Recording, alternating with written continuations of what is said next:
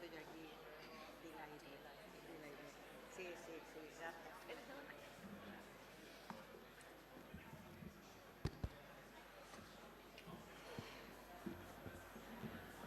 Good morning, everyone, and welcome to Granada, to the University of Granada, and to the Arqus Forum, an event which marks the transition from Arqus I to Arqus II. We are delighted to host you all here in Granada. I would like to ask the coordinator of the Arqus Alliance, Professor Dorothy to take the floor. Thank you, Rector, and good morning to everyone. And as could I add my words of welcome to those of our Rector, to all of you here in Granada. It is a huge pleasure for us to welcome you to Granada, to the University of Granada, and to this magnificent building, which is our School of Architecture, an award-winning restoration of the former military hospital here in the city centre. I would like to thank the director of the School of Architecture and his team for constantly supporting us by allowing us to use his fantastic facilities. So thank you to them. As I said, it's a very, very great pleasure to have you here at this event, which marks our move from Arqus I to Arqus II, from a 3-year pilot phase to a new 4-year period of consolidation of our joint endeavour. After what I think we can describe very fairly as a very steep learning curve. We've already, over the weekend, had some initial meetings with the Rector's Council, with many of the Vice-Rectors who have joined us here. So it's been a pretty intense weekend as we held the official opening of the academic year and almost, shall we say, the official launch of the second phase of Arqus. This event will thus, like the month of January, look in 2 ways. We will look back. We will look back especially today to see the highlights of what we have achieved over the past 3 years, but very particularly, of course, we will be looking forward to the future. And on the future, can I say we are absolutely delighted with the results of the renewal phase, of the selection of the alliances continuing into this consolidation phase of the European Universities Initiative. We are satisfied but not complacent with the evaluation which we have received, and we are absolutely delighted that in the negotiations for the new grant agreement we have not been asked to make any changes, which we feel is a very, very good sign. And very special thanks for that to the application group. The application group did a fantastic job in the early months of this year. I shall say it was not always easy. You will be aware, I imagine, we had some unexpected surprises. But I think we managed to put together a very, very, let me see, how should I say this? A very, very positive application, a very positive work plan, which will allow us to move forward by creating communities, by further consolidating our teams with real emphasis on building an Arcus community through communities of practice, through our living labs, through our student events. Moving forward in flexible learning, as you are all very aware, building on the excellent experience of our 3 joint master's programs, all of which are going very well. Moving forward in our links with our local ecosystems and links amongst our ecosystems. Using 3 transversal issues which are essential for Arcus: mobility, both traditional and in new innovative forms, inclusion and diversity, so again our emphasis on people, on communities, and multilingualism and intercultural competence as the essence for our team building. Using new digital tools, new development and planning tools, and new visibility, new talent attraction tools, such as the Talent and Innovation Fund. We are very, very much looking forward to rolling out the details of this work plan over the next weeks. As I said then, today will be devoted mostly to looking at what we have achieved in the morning.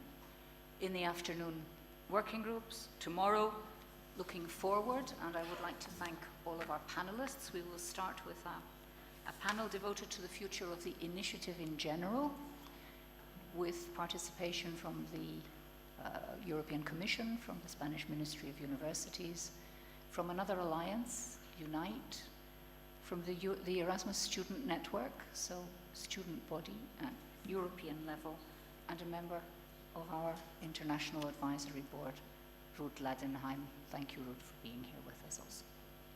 And then a panel on the future of Arcus. How do we ensure that our new work plan moves forward? But we will also have time for a social event and a cultural event. Weather permitting, we've been complaining about the heat all weekend. Today we may have to complain about the rain. There are always complaints, right? So, but fingers crossed that will not affect the event which we have planned for this evening. This year is the centenary of Cantejondo, the purest form of flamenco. And this is very important in this part of Spain. It is also UNESCO World Heritage. And so we thought it was appropriate to give you a little introduction to flamenco with a local artist and award-winning local bailaor and cantaor, Juan Pinilla, who will be with us this evening. So I hope that you all enjoy the event, the meetings, the networking, and the city. And thank you all very, very much for being here. We know the beginning of the academic year is not always the best time to travel, but welcome and thank you.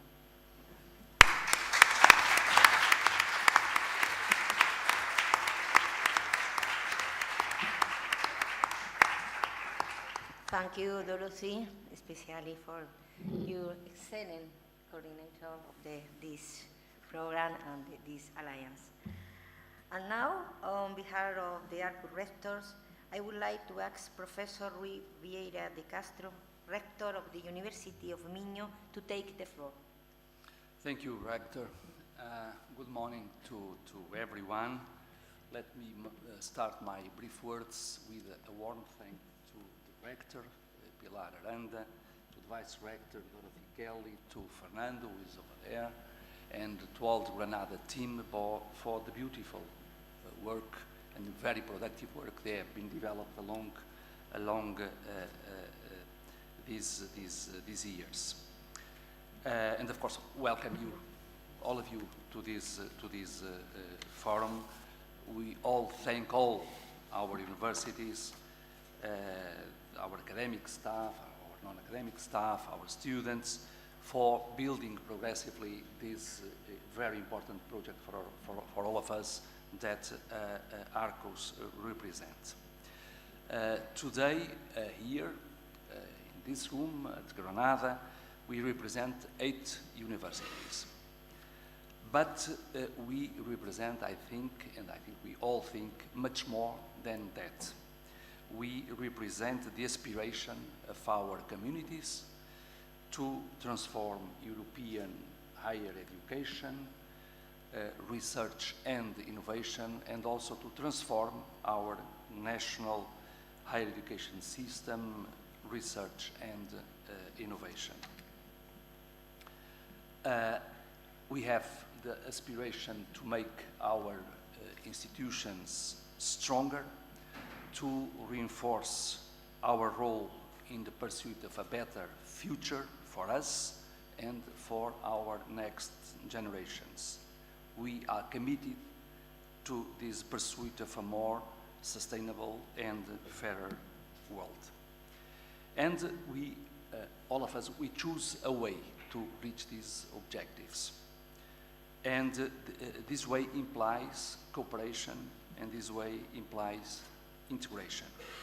For that, we assumed a set of values that are quite well expressed in this mission statement for Arqus, and we defined clearly our goals.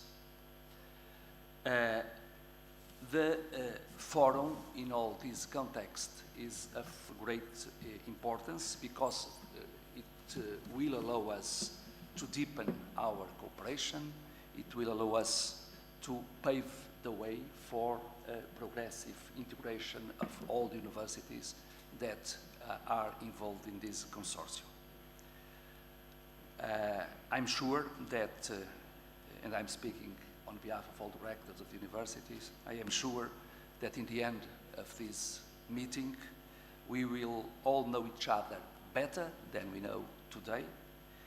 And I'm sure also, and we are sure also, that we will be better prepared to face the challenges we have in front of us. So thank you all for your commitment. Thank you.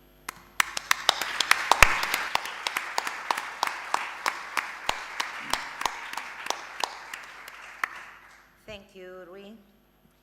As a rector of the University of Granada, it is has been a great privilege to coordinate this ambitious and innovative initiative since 2018. Of course, we knew that the challenge of promoting structural, systemic and sustainable transformation of our European higher education system was not going to be easy. But no one imagined that we would have to implement our plans in the midst of the global pandemic, which totally changed our institution overnight. I believe we can be very satisfied with the way in which all the partner institutions and all the members of the numerous action lines and task force have reacted, adapted, and managed to reach the vast majority of our initial goal in these difficult circumstances. This morning, we will have the opportunity to listen to those who have been actively involved as each action line presents its highlights. As I said before, this event marks the transition to Arqus II, and it is a very great pleasure to welcome you all, especially our two new partners, Minho and Rector, on this occasion. We are very much looking forward to the intensive cooperation with an alliance of this kind implies with both of you, and of course to continue our closest cooperation with existing partners. May I also say that for the University of Granada, we are delighted to have a new association partner from Ukraine, the Mohyla Academy, as a significant testimony to the academic and civic values which Arqus represents in this troubled time for Europe and the world. Finally, for the University of Granada, the new Arqus mission statement and work plans have constituted an important pillar in the design of our new strategy plan, leading up to our 5th centenary in 2013. We are convinced that together we can achieve much more and better than working in isolation. I would like to thank and congratulate each and every one of you for your important contribution to these common goals, and wish you all the very best for this today event and for this new stage in the consolidation of our alliance. Particularly, thank you of the team of Granada, Nando, Beatriz, Dorothy, Francis, Juan, and the many Arthur, also Nacho, for preparing this meeting with very happy illusion. Thank you very much, Dorothy. Thank you.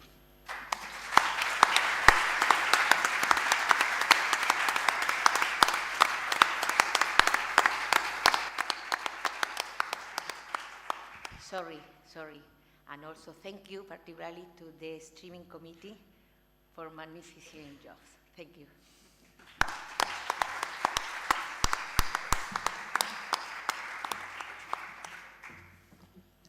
short practical note, we will continue registration during the coffee break. So don't worry, you will get your papers and your badge. Okay.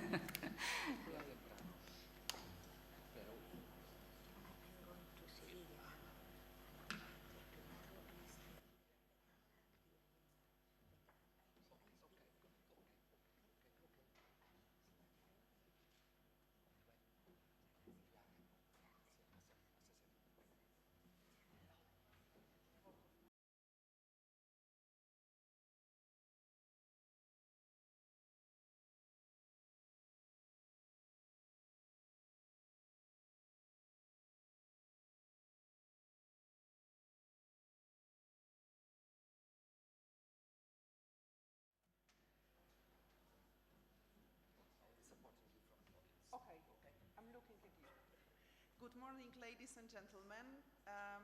I think we are about to start the serious discussion about our experiences and about the plans for the future.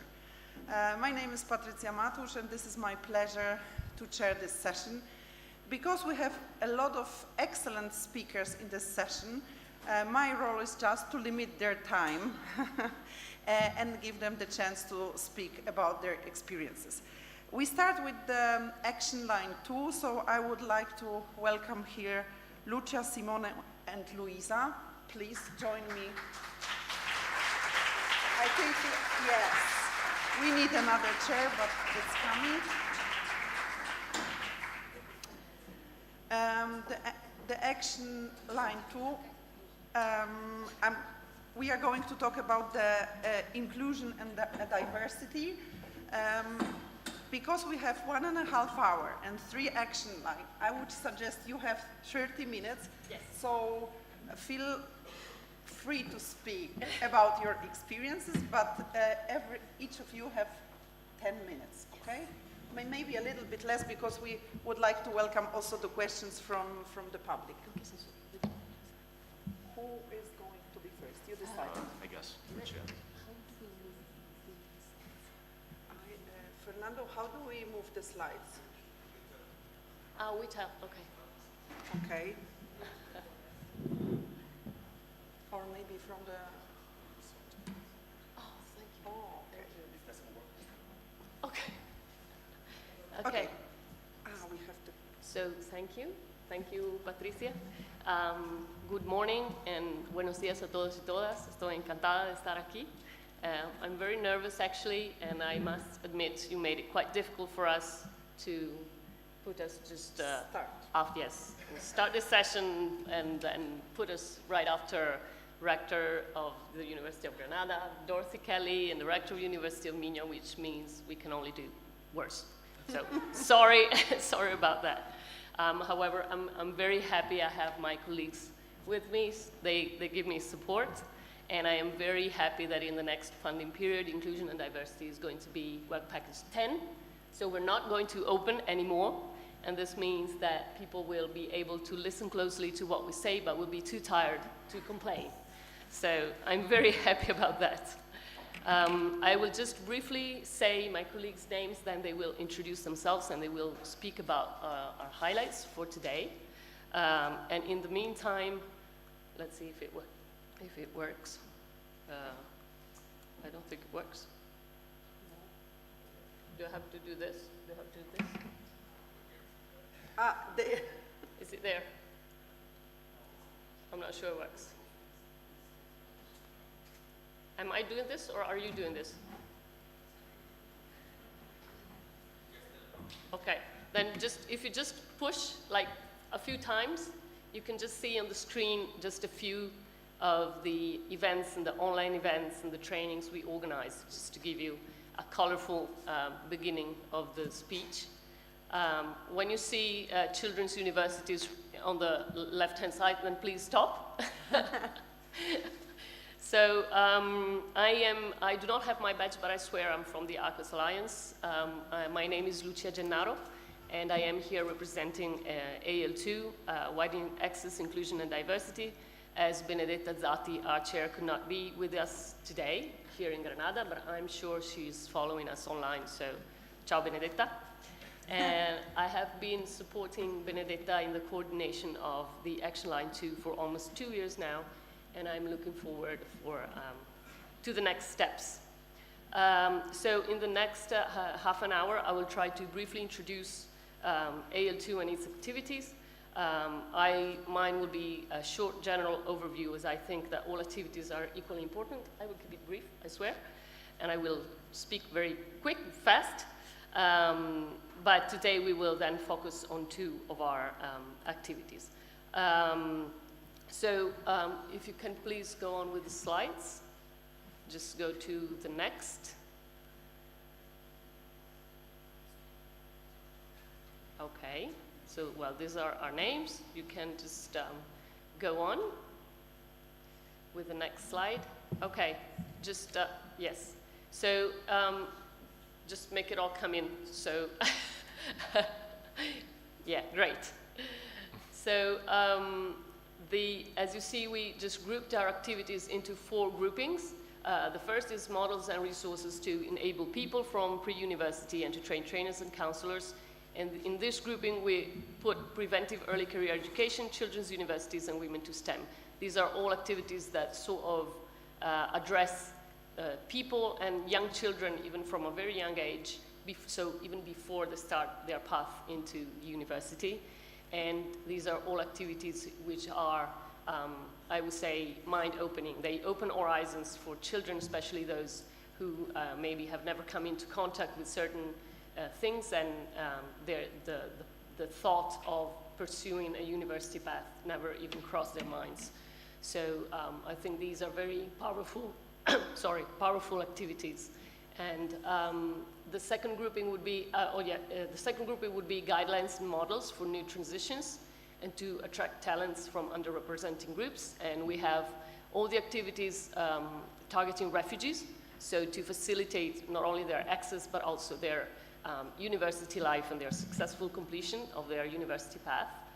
Rethinking College, that Simone Visentin will talk about later. Seniors universities, an activity addressing senior students, which was praised in the midterm report of the Arqus Alliance and has been talked about and has been mentioned also in the evaluation we got from the Commission for the Arqus II proposal. And I think it is a very important activity, especially as the student population is becoming sort of less standard and people are coming to universities later. They want to upskill and reskill and see their skills recognized. And then fast tracks for gifted students, that's another category that is at risk of dropout if not specifically addressed. Can you please go on, Pablo? So networks and frameworks to design inclusive contexts for all. So we have support networks for inclusion, so networks to support just any student, and I think with the huge student body that we have in the Arqus Alliance, it is just a necessity to have such a support, a robust support network. Then we have, Pablo, if you can just please go on. Sorry about the animations. Then we have recognition of prior learning, as I was mentioning earlier, that's a very pivotal activity. And then inclusive peer tutoring and staff development for the diverse and inclusive classroom, which are activities that are extremely important in training the academic staff and the tutors and actually all the staff at university to face the diversity that is there today in the student body. And job market transition for inclusive universities, that's in an attempt to make it smoother for people with vulnerabilities to transition to the job market. And then we have the last grouping, Pablo, then there are no more animations, I swear. And this is common policy development, and in this grouping we just put one activity, which is the common charters on gender equality, inclusion, and sustainability. You can just, yes, that's it. So this is for my brief overview. I would just give the floor to Simone for our first highlight.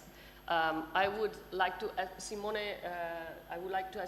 to introduce himself and say what happened tell us what happened during these first 3 years of activity in the Rethinking College task force. If you can just go to the next slide, Pablo.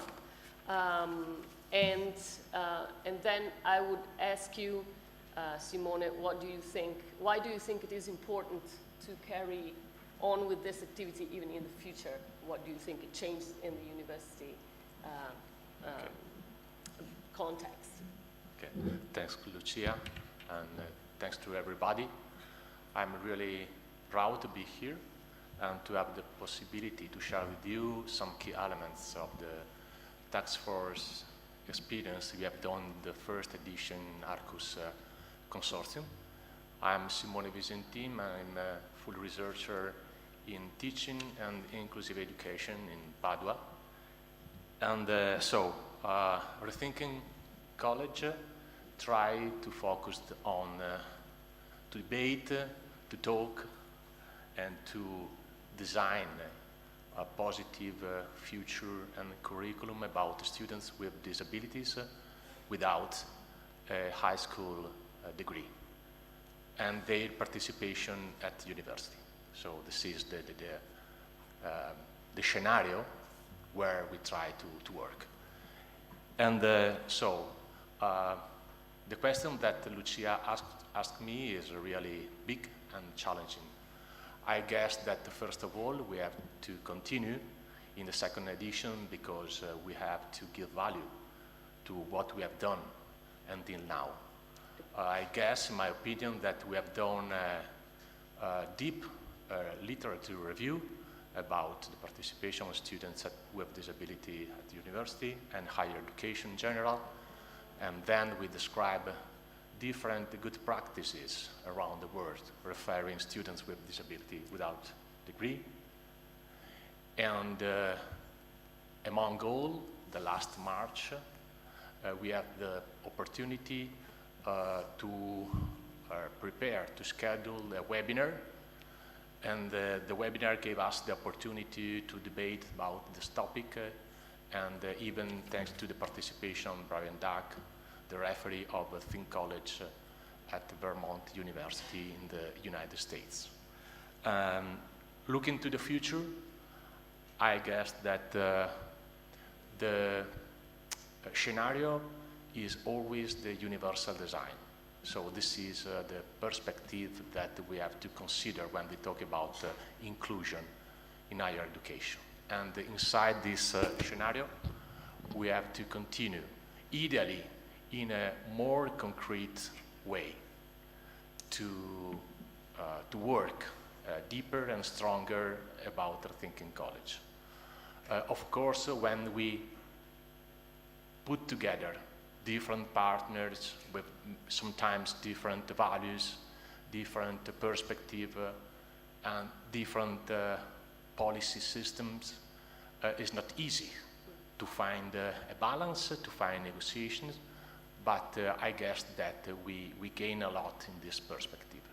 So in my idea, we have to work stronger, ideally to try to implement Rethinking College in the different university partners, maybe in different way, because we have to consider the different local situation.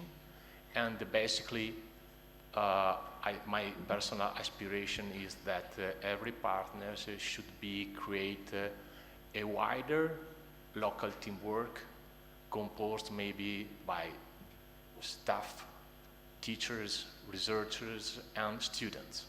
So my idea is that we have to engage more students with and without disabilities, even in this task force. So I think that is all from my side, and I give the stage to the chair. Thanks. Yes, so, yes, of course. Sorry. Thank you very much. So we go to... Yes, can I just ask a small, Question. another question, yes, to Simone. One of the things, well, here, sorry, I forgot to tell you, I know it is not readable, but I just put the picture of the news that was on the Arcus website when the Rethinking College webinar was organized last March that Simone was referencing to.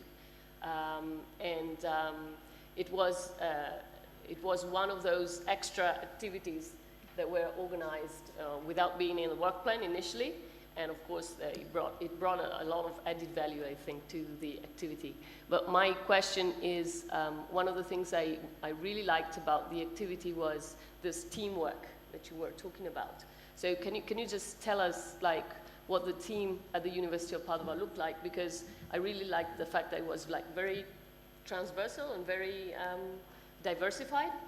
So who was there working together with you in this activity? In Padua? Yes. Yeah.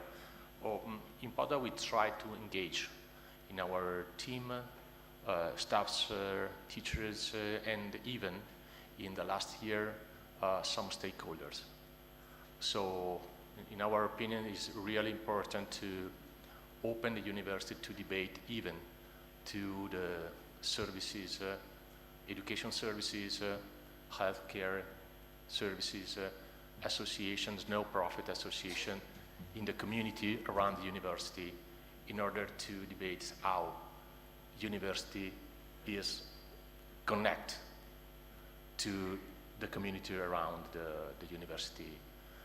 So we try to make wider the teamwork in order to work better and to consider all the different aspects involved in the work.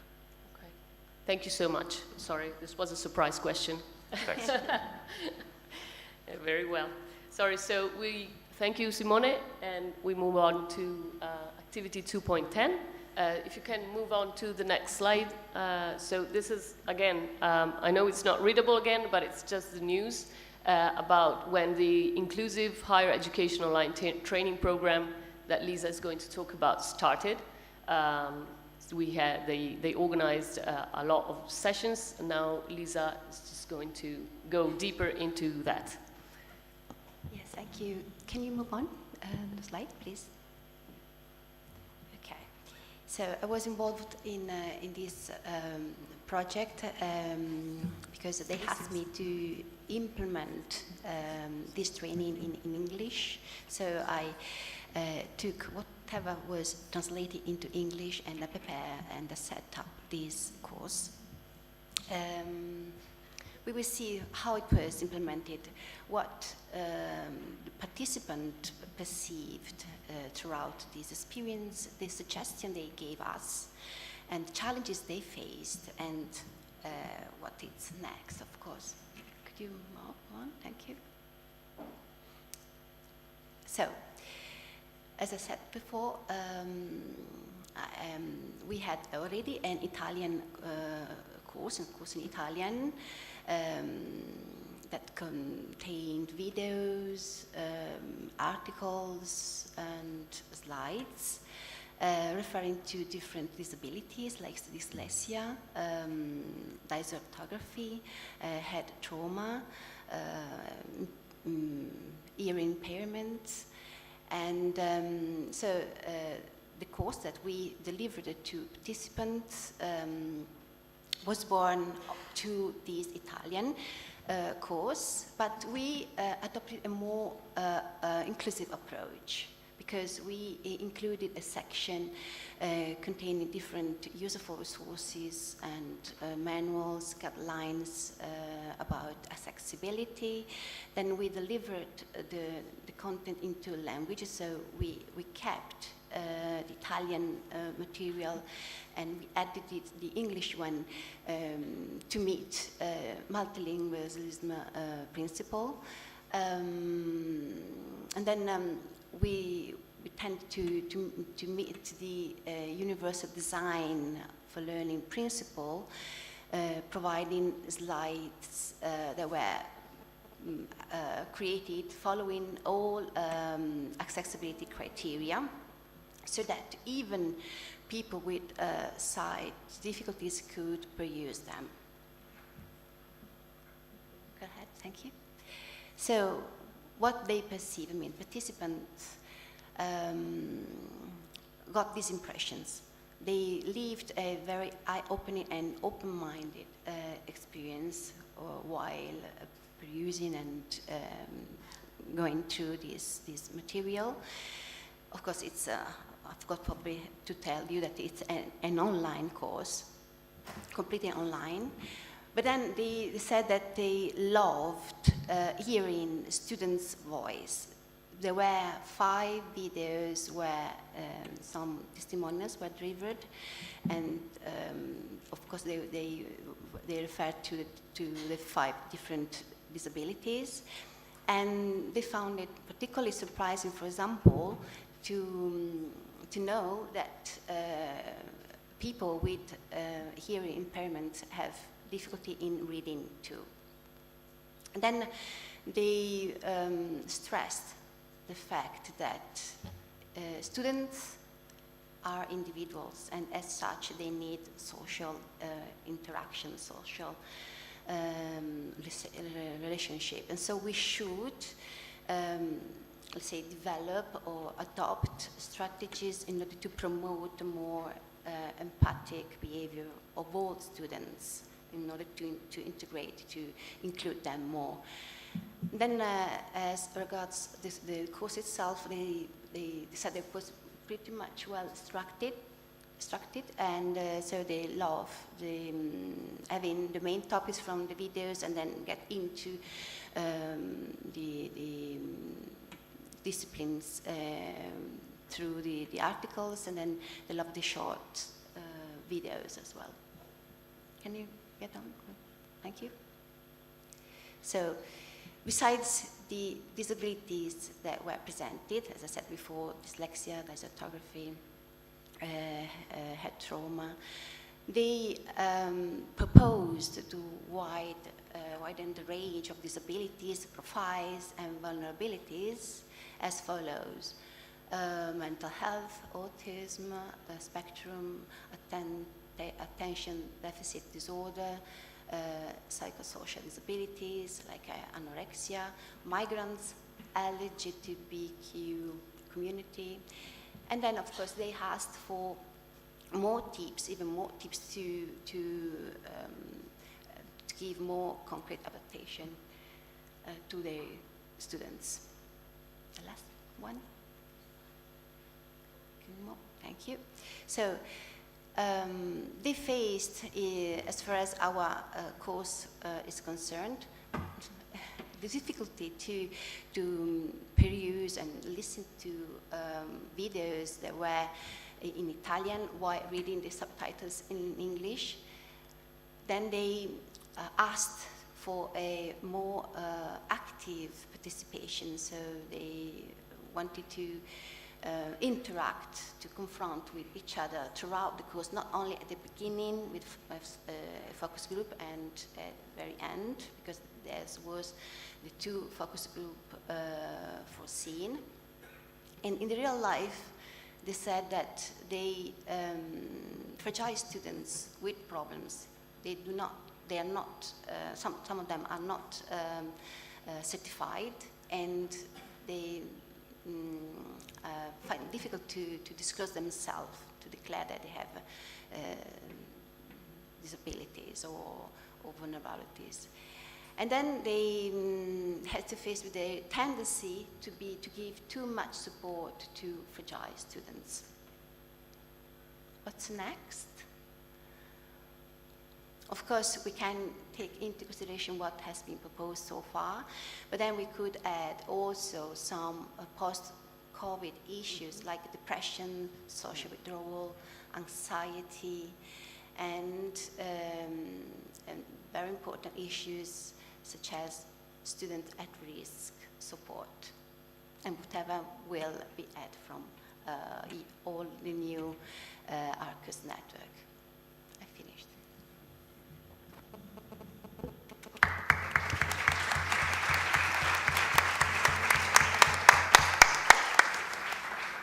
So, thank you, Lisa. Sorry, Tricia. No, it's fine. Are we okay with time? You are perfect Great. with time, so we still have 10 minutes for questions. Thank you very much for summing up the activities. Okay, the main you picked up from the action line.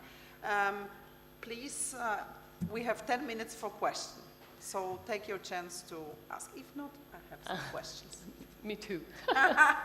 Okay, so, no, but we are not taking the floor. First, Okay. If there are any questions. Okay, one. Just wait for the micro so we can hear you.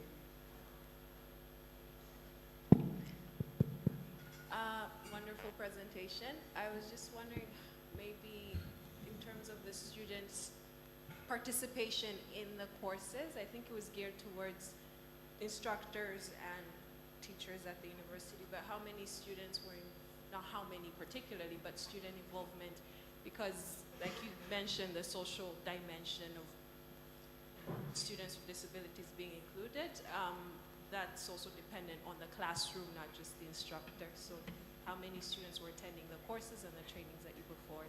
Do I have to answer? Okay, so this course was a training course for lecturers, for teachers. Of course, some PhD students took part, but it was designed for them. And there were 70 people altogether, and basically half of them complete all tasks, and they are eligible for gaining a certificate of participation. Another one, can I? Yes, thank you.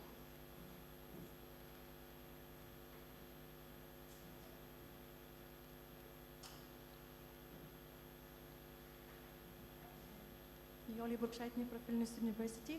I would like to ask you, with regards to assessment and recognition of prior learning, how actual was it, and what was the proportion of those who participated, got certificates for prior learning, approximately? Have you conducted some research, or what are the figures, if I may ask? Sorry, what do you mean by prior learning? Sorry. On your slides, you were showing that one of the activities was assessment of prior learning, recognition of prior learning. Yes. So this is the question, how actual was it, and was it a particularly actual issue?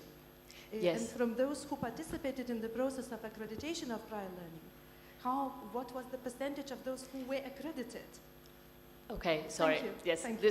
this is another activity from what we were talking about now, but the activity on recognition of prior learning, it was Task Force 2.5, and they actually merged with another task force from Action Line 3, and they actually worked on models and guidelines. So what they tried to do is to set up a system, and there are reports now that are being drafted, or that are already ready by now actually, about how what would be the best system to recognize prior professional experience, prior formal, informal, and non-formal learning. But this was still in the stage of guidelines, so it has not been put in practice yet.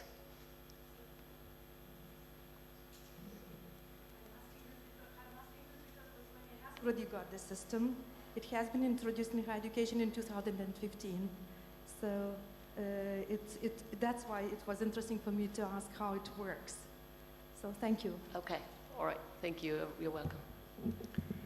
The last chance of the question. If not, Ruchi, I give you the floor for just 1 second, but the last look, no questions. Okay, so now you can comment or ask the question. Thank you. Just a few comments and a small comment, especially on Lisa, because I don't think from her presentation she really described what her role was. And I mean, we had this inclusive teaching course available at the University of Padua in Italian. So it was a whole course on Moodle with very heterogeneous material. We had videos from experts and academics. We had videos from students talking about their vulnerabilities. We had PowerPoint presentations and academic articles. So all of this was translated into English, and Lisa took care of moving all the material onto the Moodle, so sort of creating a parallel Moodle, which was then used for the course in the Alliance. So the course is there. We invested in the translation, and it is available for the whole Alliance. And I think it will be our duty to really promote it across the Alliance. And I think the structure it has, the way it is very modular, it gives us a chance to add modules, as Lisa was saying, some of the participants suggested, so modules on different issues and modules on topics that were not covered yet. And also, I think it gives us room for to develop the course in different ways for different target groups. For instance, at the University of Vilnius, we got a proposal to have it to make it available for students, and of course, this would imply a small modification of the contents and of the way it is managed. But I think it really gives a lot of room for future developments.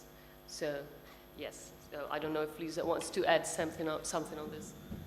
No, well, of course, the content will be discussed all together. I mean, we waiting for prompts from other universities in order to enrich the content, enrich the profiles that we could address all together, and all suggestions that will be given are surely welcome.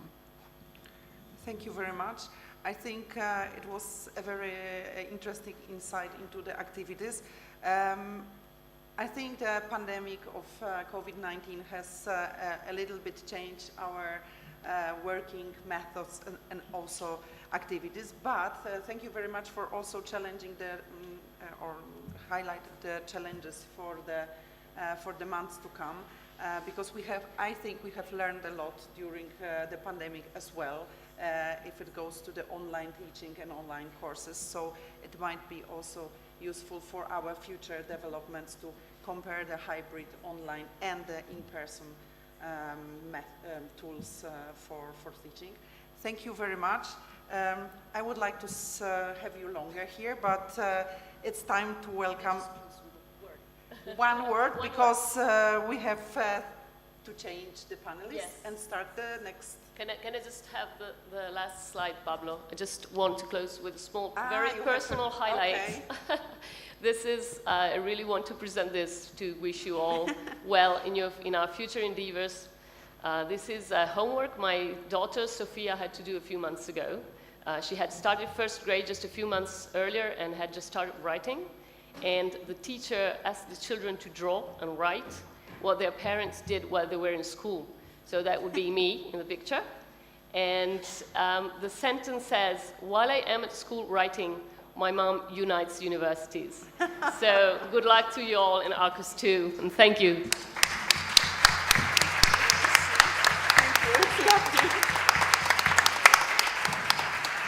Thank you very much.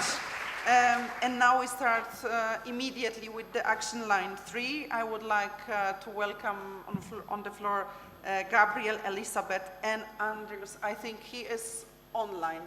Yes, Fernando, I'm not. Okay, so we have a hybrid. No? Yeah, okay, sorry.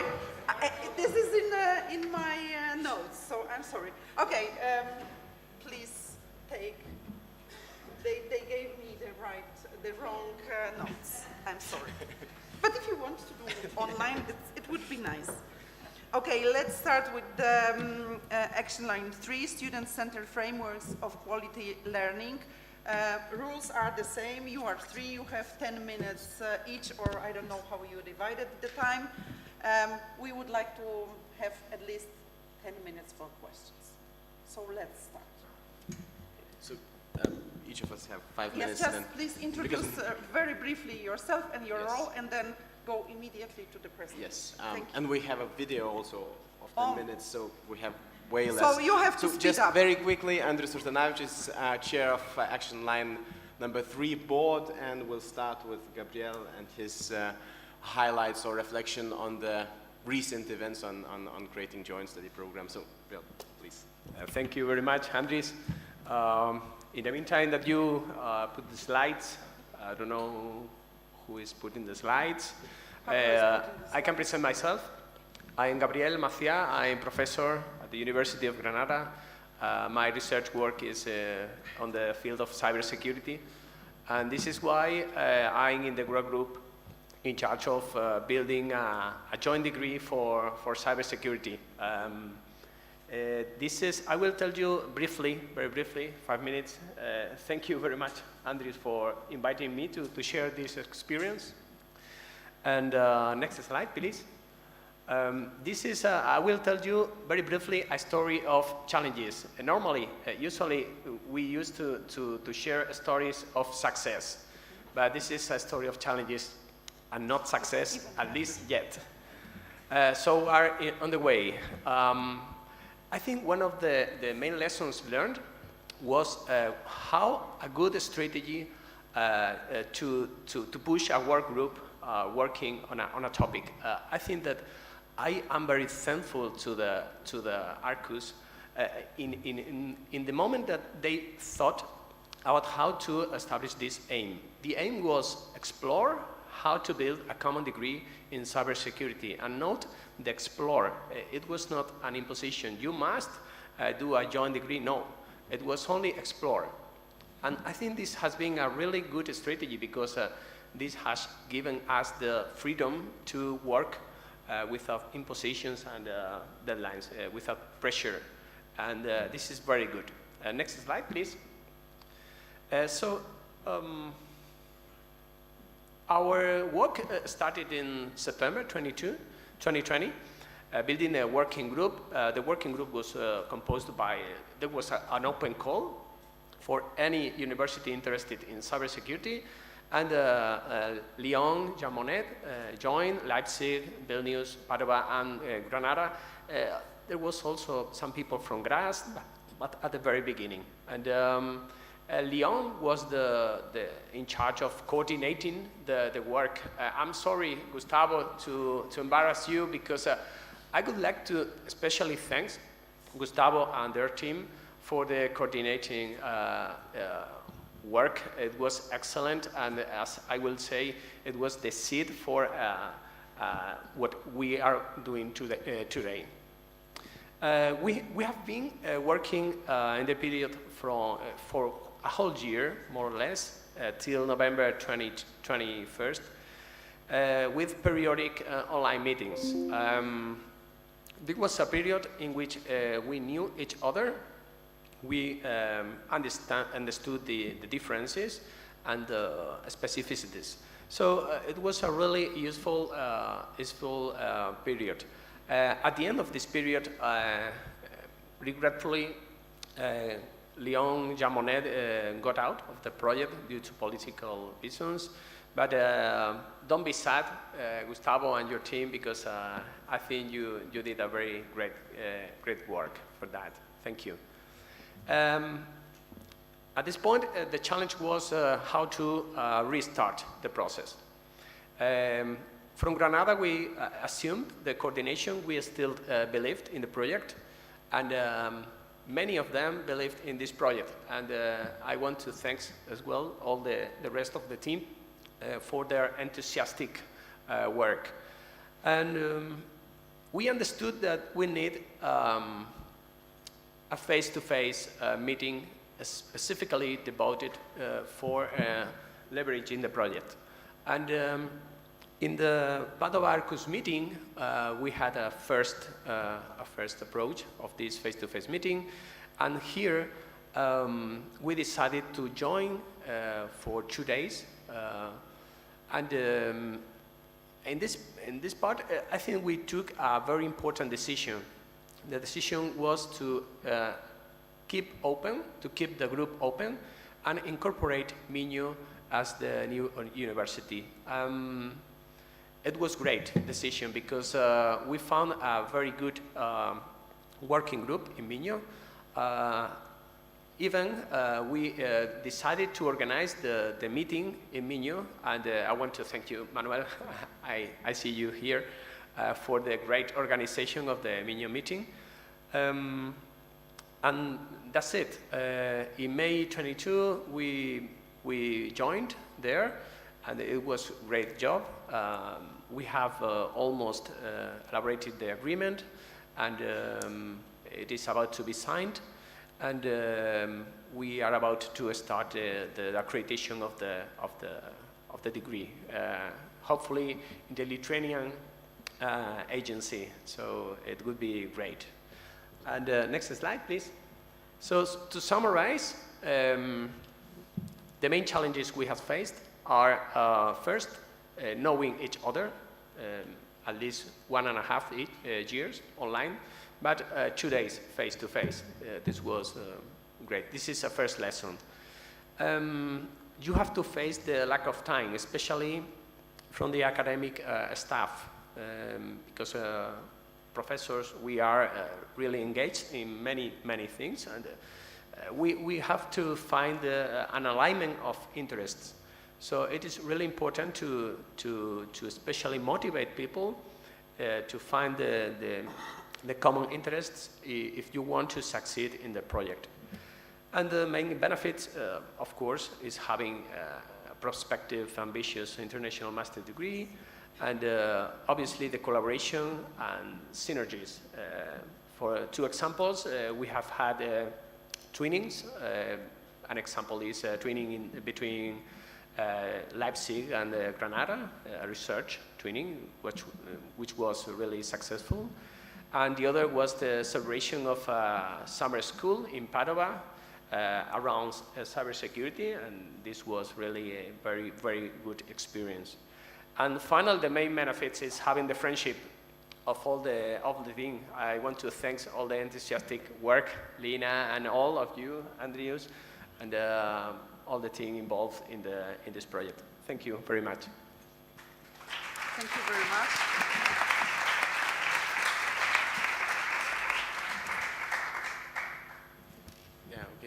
We're going next to Elizabeth, who is coordinating and doing a great job implementing all the activities related to teaching excellence, teaching innovation, trainings for teachers, and so on and so forth. So Elizabeth, please. Yes, thank you so much for having me here, and a warm welcome from me as well. Thank you for introducing me. I can skip that to save some time. During the last 3 years, I coordinated the task forces dealing with teaching excellence and organizing pedagogical labs. And I don't want to lie to you, it was not easy at all. International cooperations are one of the most challenging things I have experienced in my working life so far. And I know we all have the same experiences, I guess. And I just want to share some of my personal experiences with you. So I really think one of the main challenges was that we had so less time to get to know each other. Some of us are meeting in person here for the first time, and we collaborated online for 1 year, 2 years, 3 years already. So this is one of my greatest learnings I took with me, that before we can work in a productive way with each other, we have to get to know each other also personally. So we have different time zones. For example, in Vilnius, I had to learn that, on the hard way. And I think we all tried to organize workshops or meetings, events with our colleagues with different preferences of lunch breaks, for example. Yes. It's, you know that. So it's, and these are all little things, but we have to know about it, and we have to learn about it. And so this is what I have experienced, that all these challenges are great learning experiences as well, that we can grow by meeting each other, asking questions, because if our routines doesn't work anymore, we have to figure out how to overcome these challenges. And for example, in our task force, we organized a little informal Christmas party online. So just for 1 hour, we put aside the pressure of producing quick results and just had a chat with each other. And it turned out that such little things helped us becoming a team. And build up trust and commitment. And here is where I want to thank the task force members for their commitment, their and their engagement and time to also be willing to have a chat and not just to speak about daily business. And one of the last things I want to point out is that in my personal experience, it is one of the greatest benefits of the Arqus Alliance is that for me, especially the opportunities and possibilities to speak with experts in the field of teaching and learning, for example, multiplied. I learned a lot, not just about organizing things, but also theoretically, for example. And now my portfolio and range of people I can ask when I have a question is much bigger than before. And therefore, I want to thank again the great task force, and I'm excited to what the next phase will bring, and I know more experts, of course. Thank you. Thank you very much.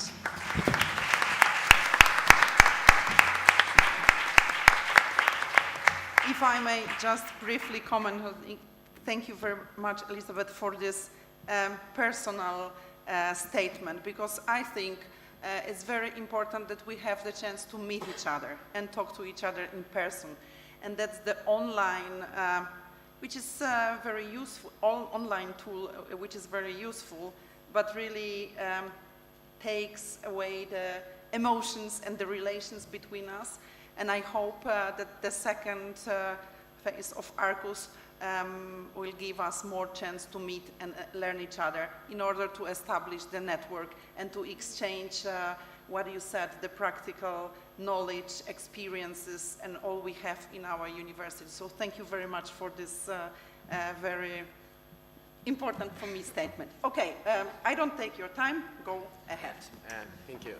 So, of course, people who work day to day to these activities see more challenges. We see what you learned and so on, but we reflect more on challenges, and Gabrielle and Elizabeth, of course, did that. But we want to show what the impact or what the results were from the perspective of people who didn't work day to day to this, who, of course, made some effort, but basically used things we created. And we created the framework for twinning activities, for teachers to take their students for short-term mobilities and learning activities to other universities. And some of these people talked to the camera and reflected on their students' experiences. So can we put on the video and show it now? Bear with us, it's not very long.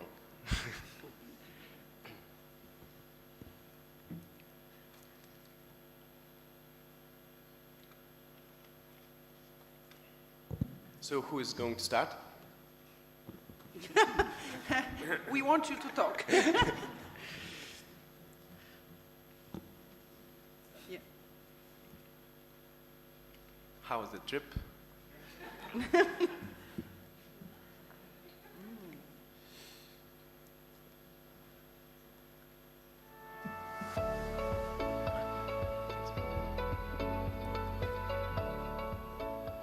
Arqus programoje mes sugalvojom tokią labai, iš tikrųjų, mums patiems visiems labai patikusią idėją. Mes sugalvojom, kad studentai, kadangi mano sritis yra tekstinų lingvistika ir diskurso analizė, o mano kolegės Granados universitete sritis yra vertimas. Tai mes sugalvojom, kad būtų labai gerai padaryti, kad studentai kartu padarytų turistinę brošiūrą apie Granadą. Taigi šitas visas vizitas buvo sugalvotas taip, kad kaip blended learning, tai yra mes turėjom kažkiek tai užsiėmimų iš anksto, tai sudarė galimybę online studentams susipažinti, padarėm keletą paskaitų, kad jie turėtų pagrindinius dalykus, sužinotų pagrindinius dalykus apie tekstinų lingvistiką. Ir jau kai atvažiavom į Granadą, tada prasidėjo tikrasis darbas su turizmo brošiūra. Studentai buvo jau iš anksto pasidarę, prisirinkę turistinių tekstų anglų kalba. kad turėtų tokį tekstyną apie kaip aprašomi miestai. Ir lietuviai studentai vaikštinėjo po miestą, žiūrėjo įsimintiniausias vietas ir po to susitikę su ispanų studentais kartu aptarnėjo, kokia galėtų būti patraukli turistinė brošiūra apie Granadą.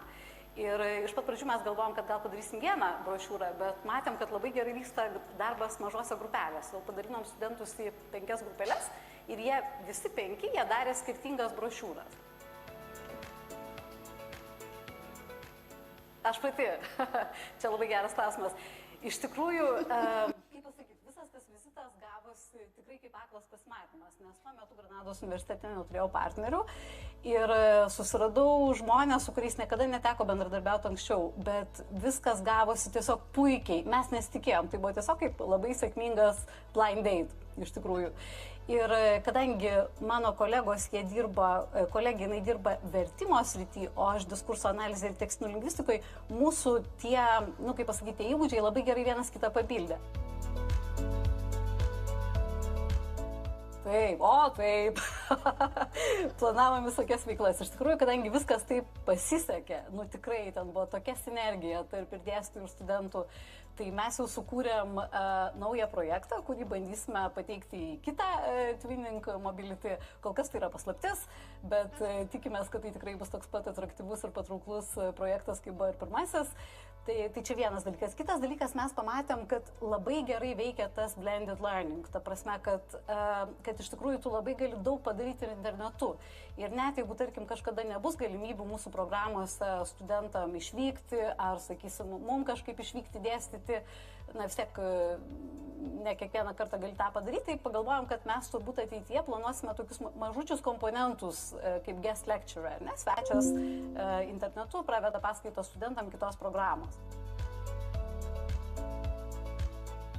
We organized a student delegation from Bergen to Leipzig, and the main objective was basically for students to meet and interact in a professional setting. So we organized our students to present their work because they were done or almost done with their thesis. We had master students. So they would present their work. They would also react to each other, and then they would open the room for all participants to interact. So we had a big room where many German students came, and faculty and PhD students and postdoc students and other faculty, and we had also people from Vilnius. So there were also students and faculty coming from Lithuania. So our students presented their work and they got really good feedback, and it was also very interesting for other students. What are Norwegian students occupying themselves with, and we learned what they are occupying themselves with. And the German and the students from Vilnius, they also presented projects they had done. They had done something different. They had gone to different religious institutions and interviewed people, including a drunken Russian priest. That was the most entertaining story. So they represented their work as well. So that was the main work component. We're in discussion with our partners that we had last time. So we're talking with faculty from Leipzig and from Vilnius. So the people from Vilnius want to invite us. So of course we're happy to go. And at some point, of course, I would love to be able to invite the students from Leipzig and from Vilnius and from anywhere else to come and show them Bergen. Projekto rėmuose mes pirmiausiai turėjome 3 virtualius susitikimus su Paduvos universitetu, studentais ir dėstytojais. Tai yra pirmo susitikimo metu mes tiesiog susipažinom ir pristatėm tą kiekvienos šalies švietimo sistemą. Tada antro susitikimo metu mes, studentai tiksliau, susiskirstė mišriomis tokiomis grupelėmis ir pasirinktomis temomis gvildeno iki mokyklinio ugdymo įvairiausius aspektus. Jie diskutavo, kalbėjo apie tai, kokia sistema yra Italijoje, kokia sistema yra Lietuvoje. ir kalbėjo apie ikimokyklinio ugdymo organizavimą, apie aplinkų kūrimą, tiek lauko, tiek vidaus aplinkų, taip pat apie vaiko pasiekimų vertinimą, apie bendradarbiavimą su šeima. Tai tokios temos buvo ir šias temas ir gvildeno studentai tose grupelėse. Na ir trečio susitikimo metu jie pristatė būtent tai, apie ką jie šnekėjo, parengė pristatymus ir vėlgi kalbėjo, klausinėjo vieni kitų, kaip kas yra vienoje ir kitoje šalyje. Na ir aišku, pačios turbūt įdomiausios veiklos, tai buvo kelionės į Italiją ir italai buvo atvažiavę pas mus. Šie studentai, kurie vyko su mumis, jie visi buvo dirbantys studentai, dirbantys darželiuose studentai. Tai žinoma, kad ta patirtis, kurią jie įgijo, tas žinias, kurias jie įgijo, jie tikrai galės pritaikyti savo darbę su vaikais. Ir vėlgi ta Reggio Emilia sistemos tam tikri elementai, jie laisvai gali būti pritaikomi mūsų įprastose grupėse. Ir tikrai daug idėjų parsivežė iš tos sistemos. Ir aplamai, žinoma, pamatyti tą kitą gyvenimą Italijos ikimokyklinėje įstaigoje yra tikrai labai įdomu, yra vis tiek šiek tiek kitaip ir jie tą pritaikys tikrai praktiškai. The students were given the task to conduct research on real-life cutting-edge issues.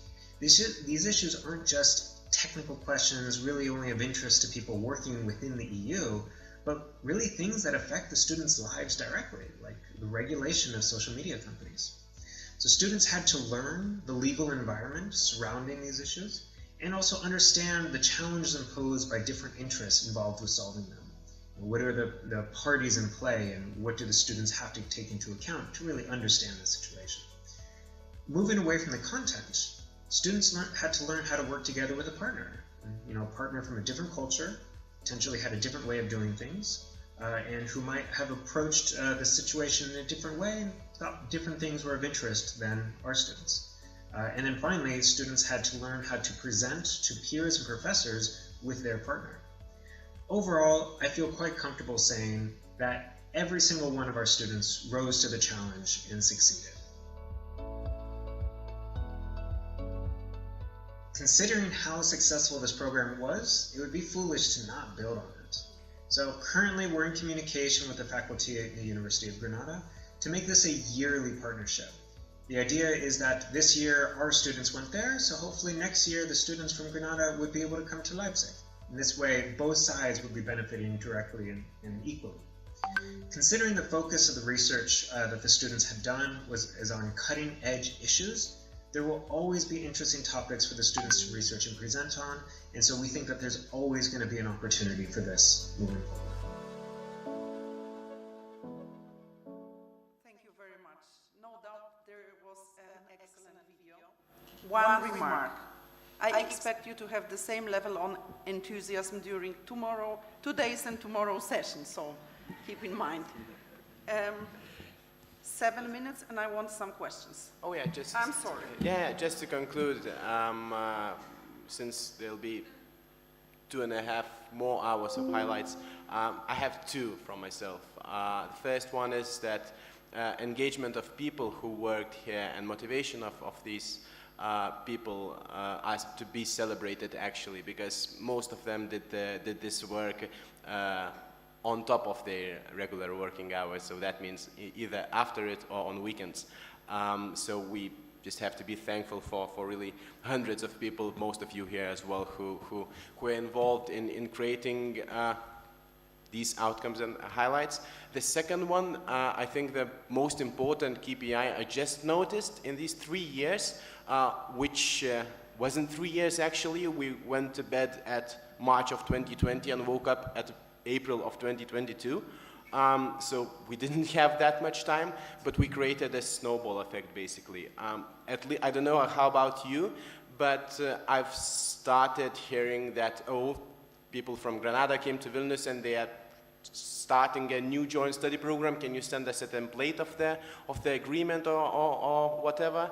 Or someone went to the summer school and created a summer school we didn't know about, so things started happening that are not on our radar and that we haven't planned for it to happen. So I think the snowball effect is being created, and it's amazing that these partnerships are starting to be created on their own. I think that each of this thing, each collaboration and each partnership is a highlight, but these two main things, engagement of people and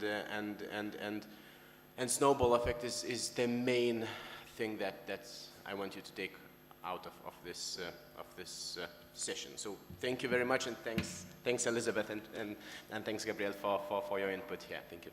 We have 5 minutes for questions.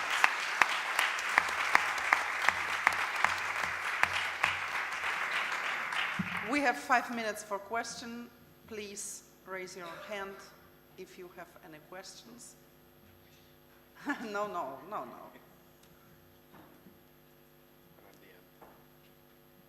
Where? Yes, there is one question from...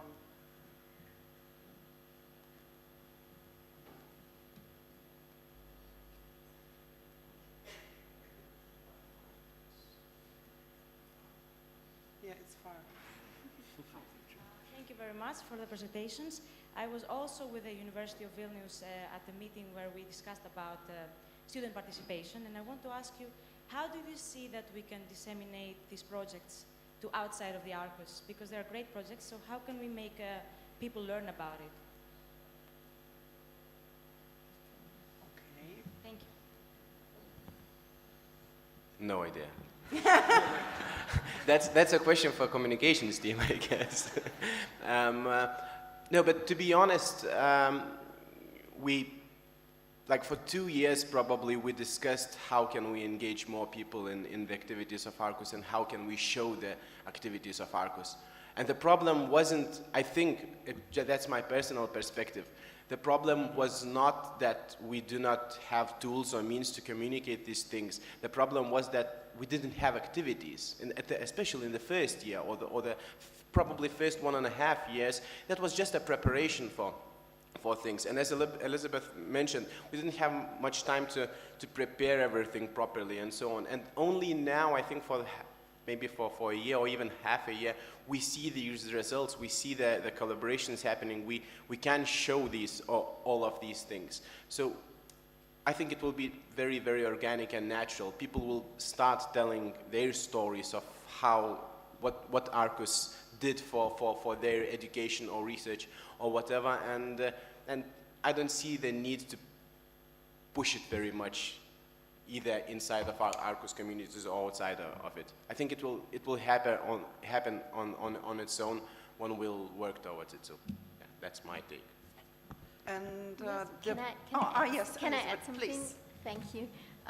We have so many activities, and for example, when it comes to mobility windows in curricula, we created a short video explaining to experts in the field of curricular development, but also to the public, what the benefits from mobility windows are. So this video, for example, is open source, and you can see it on YouTube, for example, on the Arqus channel as well. So we are also eager to tell people if the topic is fit what we have done, and to tell briefly,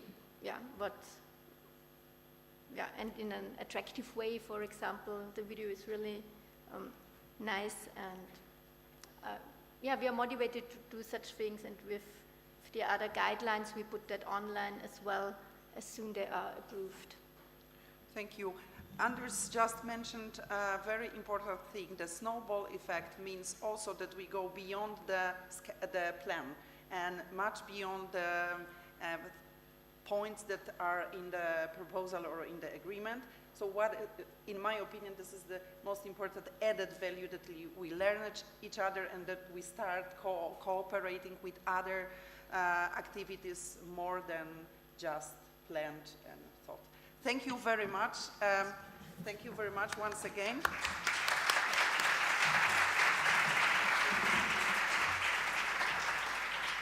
And we start with the action line 4. We are going to discuss multilingual and multicultural university. Olaf, Kerstin, and Alba, welcome. I know you are waiting to share your experiences.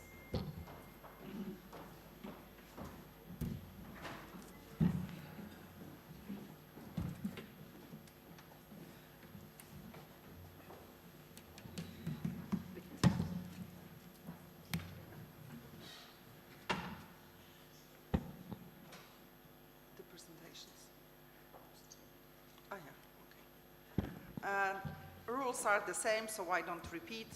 Olaf, you know, 10 minutes. And I'm going to be strict. I know. Good morning, everyone. It's great to be here. And as you all know, by now, we are in action line for the language guys. So our aim is to promote language and culture competence amongst both students and staff. And just as a short reminder, I think we don't have the slides yet. Pablo, do we have the slides?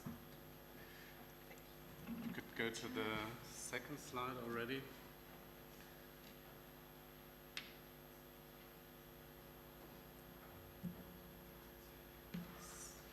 Yeah, thank you. Just as a short reminder, our activities break down into 9 work packages. 2 are related to language policy, 4 are related to the teaching and certifying of language and culture competencies, 1 is related to academic mobility, and 1 to creating and using common language terminology. I myself will present on 2 actions with potentially huge impact on many Arqus members, namely joint certificates in language and culture competence. And I will also present on our latest achievement document on language policy. After me, Kerstin will take over and present on the Arqus Cafe, which you probably all know by now. And Kerstin will give you some insights into our summer and winter school programs and the lecture series, 7 months, 7 universities. Could we move on, please? So, I'm taking over the boring stuff. This is a legal document, the agreement on the mutual acknowledgement of language and culture competencies, blah, blah, blah. Seems boring, but I think it is really an important document. Why? On the one hand, it affects more than 300,000 students, or Arqus students. And it is also a visible sign of mutual trust. We believe that competencies that are acquired with another partner have the same value as in our own university. So this is really a funding milestone for joint activities, especially in the field of mobility. It is easier to send students to another place if you can be sure that their achievements fit in your own program. At the same time, it makes it easier offering joint courses because we have the same standards and we know that the same standards are respected. So I believe this is, even though it's a boring legal document, it's a first step towards an integrated European space of higher education. So the next thing I'm going to present seems to be a little bit boring too. It's the Arqus Charter on language policy. A language policy is essentially a document that informs all actions related to language of an institution. For instance, it defines entry requirements for students at the university level. It also defines competency levels of staff. It defines support mechanisms for those who don't have these competencies, defines how communication is being organized within a university. So this is really a central document which serves as a guiding principle for many, many things that are important to a university. And of course, it's based on joint, on common values. And what we did when we started to write this language policy document is we asked our partners what is important to them, what structures do they have, what goals do they want to pursue.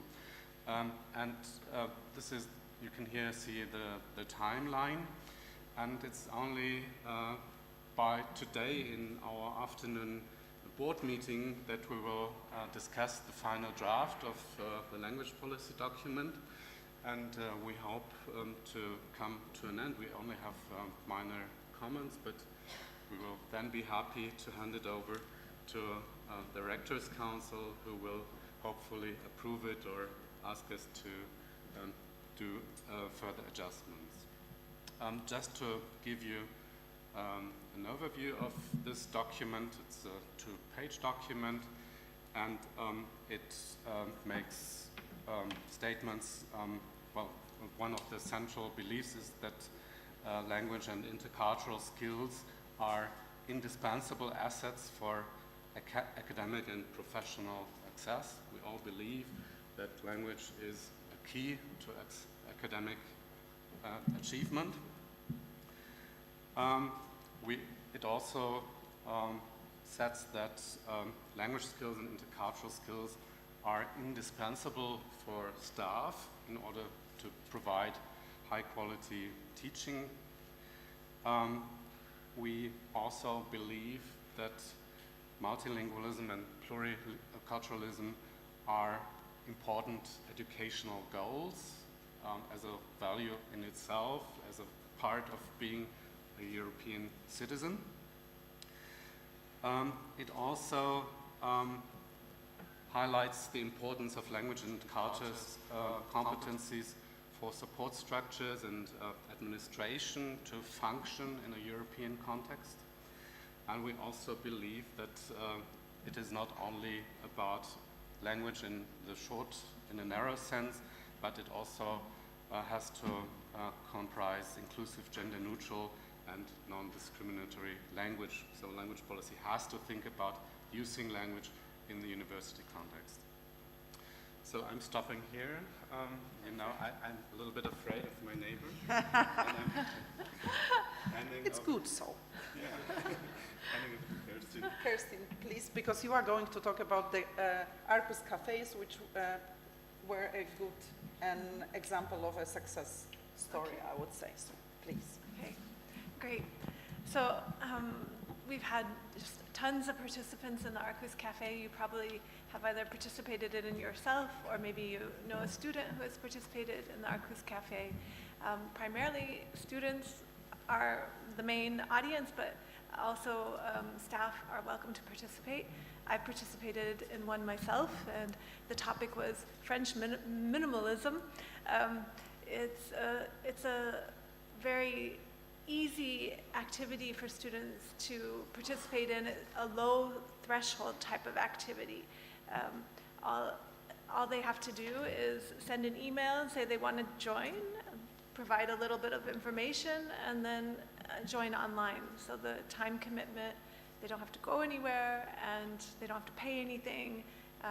It's perhaps easier than taking an evening course that requires more time and more financial means. You can see here we've had 4 editions, and what that means is that each semester there's been, for the last 4 semesters, there's been a new edition, and we've had more than 14 languages. It varies which languages are offered each semester depending on what languages the tutors have as their native languages who are available and who have volunteered to lead a language cafe. And in total, there have been 675 individual Arqus Cafe sessions. The idea, if you're not familiar with the idea is that a language tutor leads the session. They're a native speaker, but they're not a trained teacher in many cases. And the idea is to facilitate conversation and to have a place where students can practice speaking, because that's a skill that's often neglected. I mean, many students, for example, in English, they might study in English, they might write lots of papers in English, but they don't have that opportunity to speak. Okay, can we go to the next one? Here we've got some feedback from some of the participants. We asked them to fill out a feedback form after they take part in an edition of the Arqus Cafe.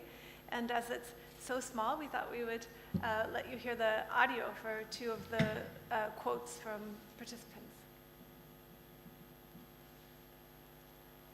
Thank you for organizing these cafes. It's Victor a great way y to Guillermo practice son the grandes languages you are moderadores. learning in a Siempre comfortable podemos and fun encontrar We algo have all the divertido 14 languages together. All at once.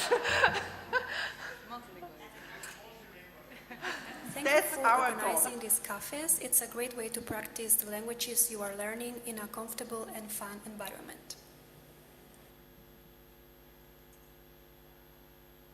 Victor y Guillermo son grandes moderadores. Siempre podemos encontrar algo divertido de qué hablar y siempre me dan retroalimentaciones oportunas sobre mi español. Gracias al Café Español, mi español ha mejorado mucho.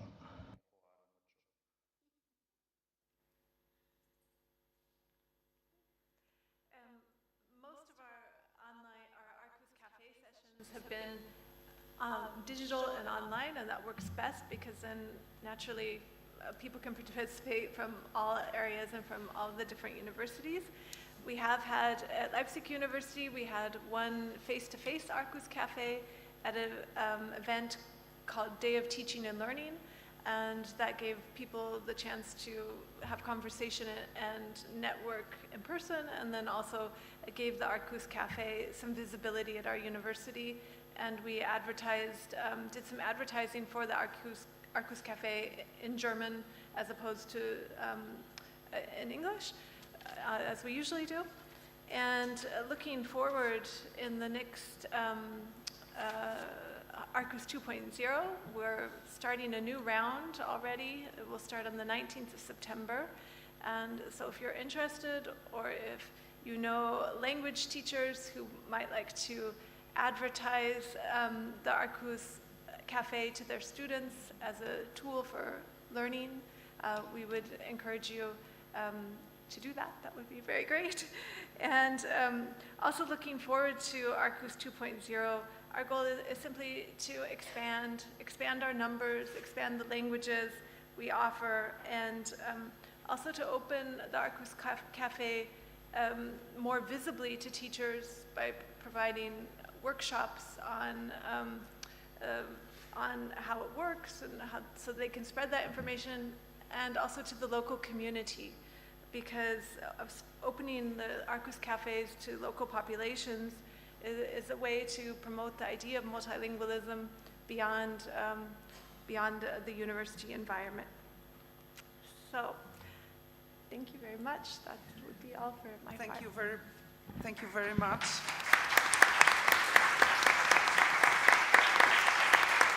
Kirsty's 675 session, it really sounds impressive. So thank you very much. Olaf, do you want to comment? Say something? No. Okay. Alba, please. Just pass me the ball. If you could go to the next slide, Pablo. So within the same work package, 4.6, we also had some activities that in the last year went off screen, and we got the chance to meet in person. We had some editions online the first years, but what is great about summer and winter schools is that you get to know each other, you get to see each other in 3D. And these are the four schools that we have in the Action Line 4 that, apart from having in common multilingualism and pluriculturalism, they also had in common the visibility in all of Arqus channels. And we're going to show you some examples. If you could pass to the next one. first of all, we have on YouTube, we can see how Vilnius University has been organizing the International School of Linguistics for 18 years now. And we are going to show you the sneak peek of what it is. You could play the video. It's very short, I promise.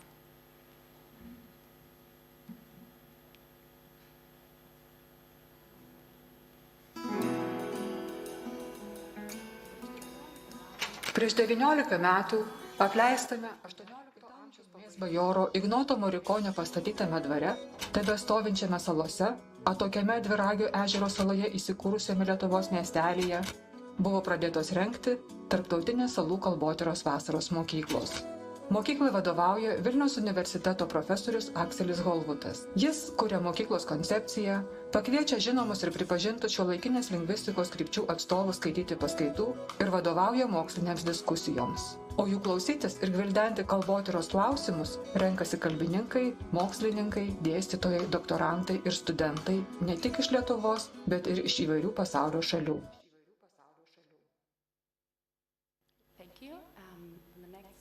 We have another summer school, the same students from the University of Granada and Leipzig who met last August for the 13th edition of this summer school made a takeover on Instagram to show us how is their daily life. So if you could also play the video.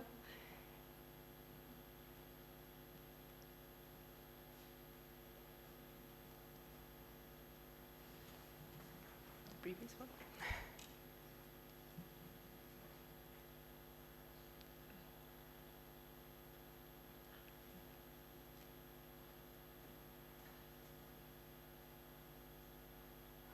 So the takeover.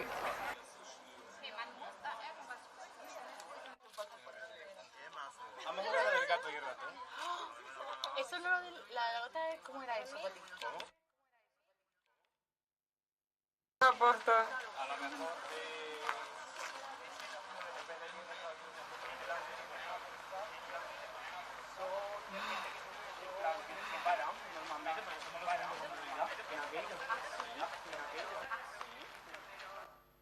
And the culture program that they had apart from the language learning course during the mornings. I was lucky enough this year to coordinate this edition, and I was here 2 weeks ago in Granada as well. I really like this city. I come a lot. And the colleagues at the Language Center were very kind to host me. So these exchanges are not only for students profitable, they're also for teachers, and it definitely helped us improve and enrich our teaching practice through exchange of ideas, materials, methods, even coffees, how different contexts can be. I myself teach Spanish as well for German students, so teaching for German students in an immersion context is also different. Experience has different challenges and goals, so that was definitely also a very good experience for staff. If we could move to the next one, our last summer school that I would like to show you had also present on Facebook, and this is the international school organized by the University of Graz, which shared on Facebook a picture of their large number of smiling participants. This 2-week school, which takes place in the unique atmosphere of Seegau Castle, offers lectures, panel discussions, parallel seminars, and networking opportunities with international lecturers and guests. At last, we would like to show you our successful approach to open access education, a fundamental pedagogical resource, not only of our action line, but also of the Alliance, as we could already see in the first 2 presentations. With 14 online lectures and more than 8,000 views on YouTube, on the Arqus YouTube platform. This activity has covered diverse and very important topics. Our colleague, Mrs. Johnson from the University of Bergen, will tell us briefly what is this all about in the video. Welcome to this lecture. July is the 7th month of the year, and this is the 7th lecture in the series 7th Months, 7 Universities. The series is offered in the framework of the Action Line 4 of the Arcus Alliance. The Action Line 4 is named Multilingual and Multicultural University. And these lectures focus on specific topics related to language and culture and target mainly graduate and postgraduate students, as well as early stage researchers interested in those topics. We're very much gonna miss Bergen here. On the next slide, you can see the platform YouTube here allowed to give instant feedback, be it questions or congratulations for the session. This one you see on the screen, the session From Culture to Product, the Korean Case by the colleague Mrs. Zakton, was one of our sessions with the highest participation. Other very successful titles were Linguistic Mediation and Pluricultural Competence by Adolfo Sanchez Cuadrado from the University of Granada, or Why Do Lithuanians Never Ring a Bicycle Bell? A very interesting question that you can maybe ask our colleagues here today, or I invite you to go to the YouTube channel and discover it by yourself by watching the session given by the colleague Hilvich from the University of Vilnius. And as you have seen, if we follow the connections created by the activities that we presented, that are not every single thing we did in the action line, but this is what gave the biggest impact. Maybe we got testimonials from students, staff, impact general in society. We could draw, we could weave a network for Europe, a network for multilingual exchanges, cultural exchanges, exchanges of thoughts. And the main goal of the Alliance, as we had at the first slide, was to aspire to create these multilingual and pluricultural spaces at local, global, and European dimension.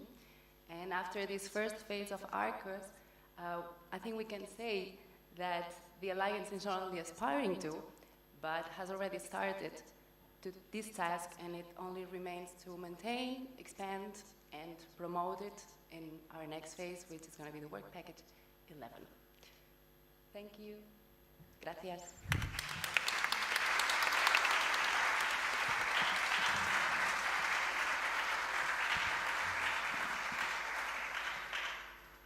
Time for questions. Please feel free to raise your hand if you have any question to our panelists. I have a number prepared. No, you are not allowed to ask the question. There are certain rules. Please. They all want to go for coffee, I guess. MSP. Yes, so, but before we go, and before I thank you for the great presentation, 3 important practical announcements. First, immediately after this session, we are going to the courtyard to take a family photo. Please go there immediately, smile, and show your enthusiasm, because we want a nice picture. The second, you can find your program in the conference bags, but there are also a QR code so you can scan and go online to the program. And the last one, the registration is still open, so please register if you didn't do this before the panel. And the last very important announcement, you have half an hour for coffee, and then be punctually back, because Christina is going to chair the next session, and she is going to be tougher than me. Thank you very much. Thank all panelists for the input, and see you soon.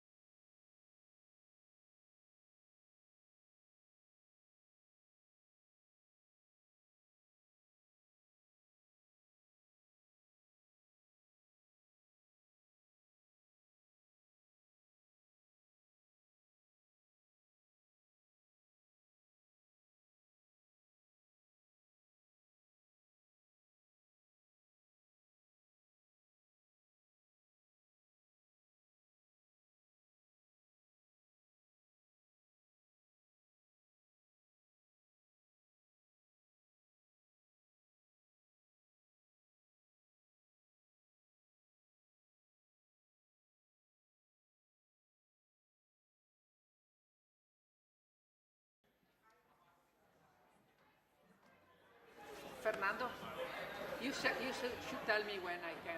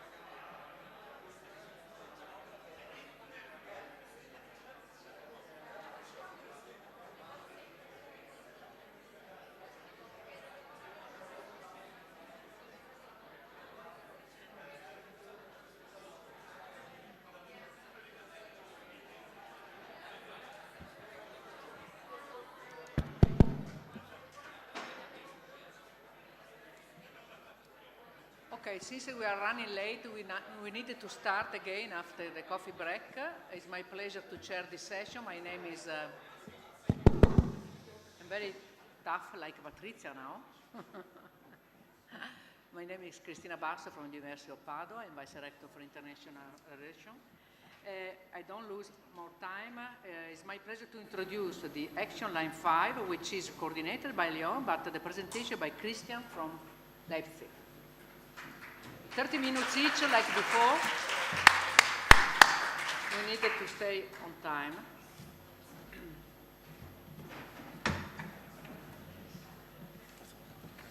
Yes, Mike. Hello. I would like to present Action Line 5 today, and I have a very grateful job because I was not coordinating it. I'm just asked to present the highlights, and that's always the easiest, much easier than coordinating 7 universities and always hunting for KPIs that we can write our report. I can just say what went well, and if Paolo starts the presentation, I will do. First of all, I represent here. First of all, I want to thank Smita and Marie from Lyon, Université de Lyon, who coordinated, managed, pushed us all the 3 years that I'm able to make this presentation now. That's very short. And I have to say, as others already mentioned, we didn't have an easy action line. I We learned in Padua. Padua is 800 years old, Leipzig University is 600 years old, and I also learned Granada is 500 years old. But I think since these days we were all focusing on research and teaching, but this third mission, like transfer to the society, entrepreneurship, are quite new topics. And we organized it all in a different way. And we really had to learn a lot about each other, how the different universities organize these topics. But I can say it's not a European problem. Even in Germany, all universities organize these topics of entrepreneurship in a different way. It's via the TTO office or whatever. But in 3 years we learned, and now I have the presentation, so we can start, and I can show you what we did the last 3 years. Next slide. Or you can even jump one further. I'm the master by myself. Yeah. Too quick. Too quick. Although we had it in, let's say, different levels, we said we make a roadmap for an entrepreneurial university, and we had this common course in itinerary, like how to teach entrepreneurship at our universities. We wanted to exchange how we organize regional engagement and create at the same time an entrepreneurship community. I will not present it systematically because I would say some of our actions interfered with each other, and in the end we got the results you will see now. As we are coming from the entrepreneurship startup support section, as we saw, we organize it in a different ways in our university. We just started with an action, hands-on. That's also all our young startups from the university have to work. So the first thing was we organized a competition where each university sent one of our young startup team with a video to one Arqus competition, and we could learn about and see what's happening in the other universities. It was easy to start because we all had in a way already selection processes via classes, via courses, via competition, or some had to make our own competition, but we all could select a university winner and bring it together in Corona times online, what makes starting much easier. And may I show you the winner of the pitching video of the winner of our competition 21, just to give you an impression with what topics we are working in our action line.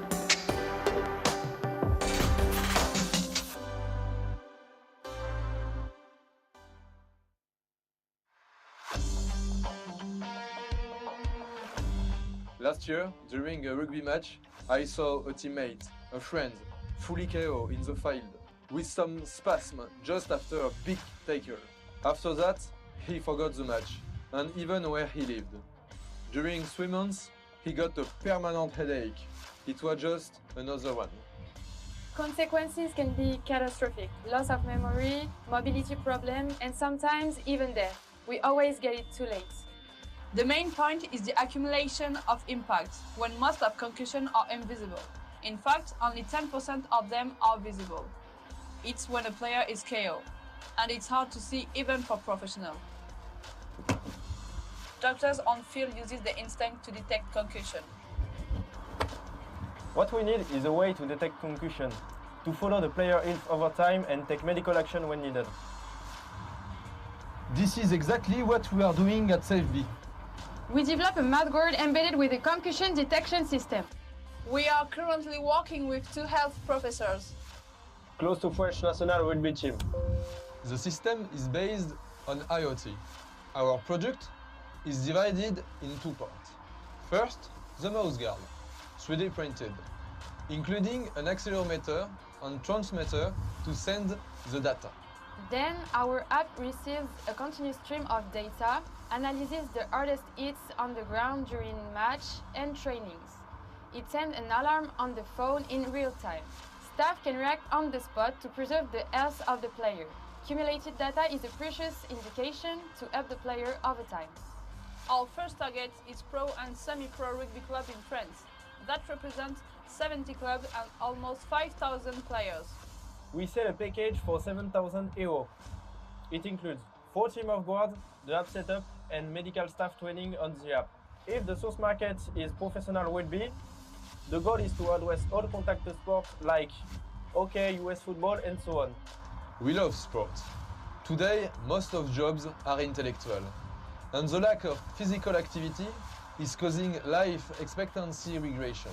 We want to free the access to sport, and it should not be a choice between health and sport. 6 persons have been working on a project for 7 months. Each of us brings different skills to the table, like engineering, quality production, physiology, all linked by the passion for sport. With your support, we will open the door to more real-life validation of our mouthguard. We are SafeV, and we want to make rugby a safer sport to enjoy.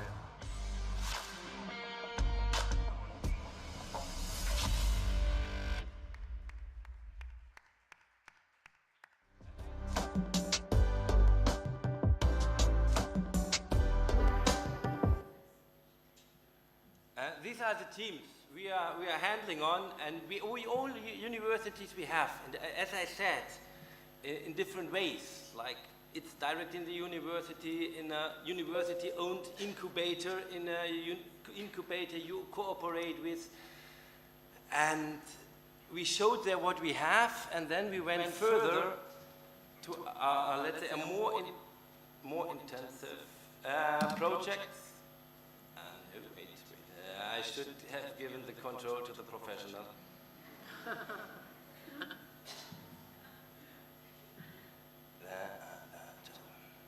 We will be.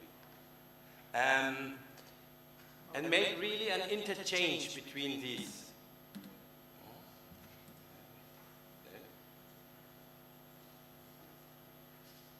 Are you also interacting? Give me slide 4. No, then I can. It's called I. Exactly this I want. And then we started an exchange between our startups. If they were interested in another country, the first 2 years, thanks to Corona, we started with an online program. They just could have online sessions with coaches from the different countries they were interested in. And finally, and I say thanks to Corona because this was maybe the right approach, because it's a much lower entry barrier to have a short online coaching if you think about France. But I want to take here one example. It's the Sage team. It's the team Sage from Leipzig. They're also working with sports, mainly with soccer, and they have bracelets to analyze the performance of the sportsman. And they saw in the VCC that they have there some,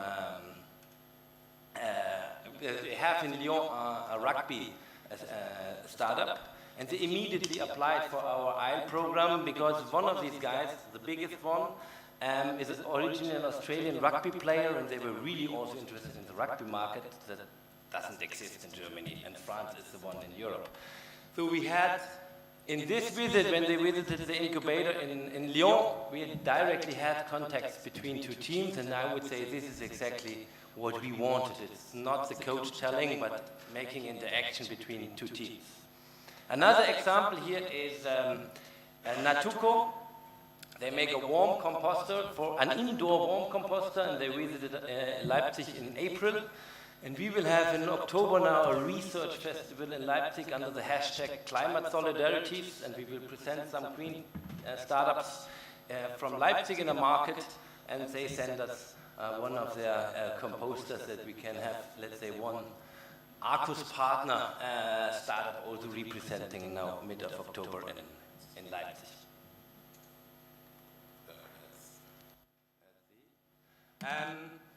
This is what with startups, but we wanted to go much further with interns and connecting the SMEs around the partner universities and open up for European internships.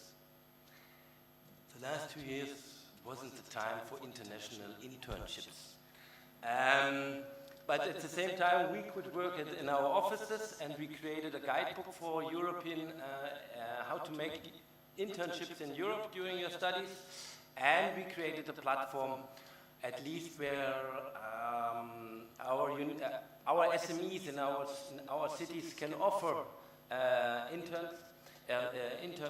places for interns, for European interns, because these SMEs have to be also capable to make it, I won't say in English, I would say multilingual,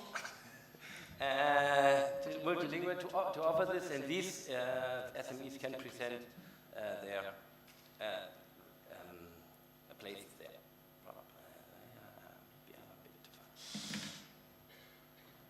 One thing, the community, the entrepreneurship community, as I started, we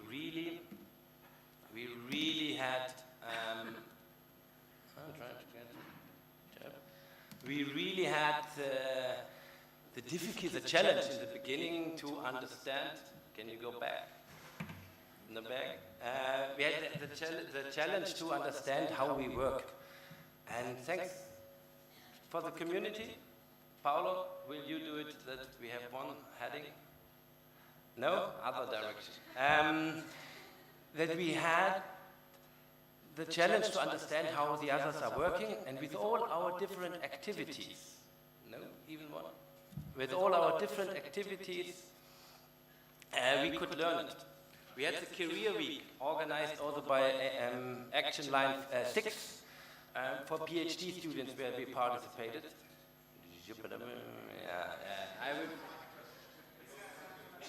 Okay. We had the career week where we learned. We had a summer school in Leipzig where we compared our approaches.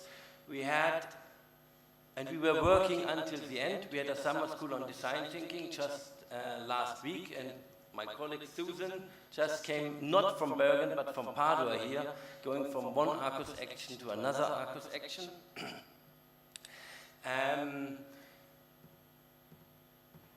And we participated in different debates on Arcus, always on the topic entrepreneurship. And we integrated in this knowledge pills, we integrated on our topics in the Arcus debate, so we tried to share our topics also, with other action lines or general Arcus debates on female entrepreneurship, on entrepreneurship after your PhD, or on entrepreneurship for international students. Try to go further. And in the end, we were honest with each other, comparing, let's say, what we did, because we learned how we work in our different institutions on this topic, and we made a survey, what we think we can do together, and what we say it will be hard from an action and from Arcus to change.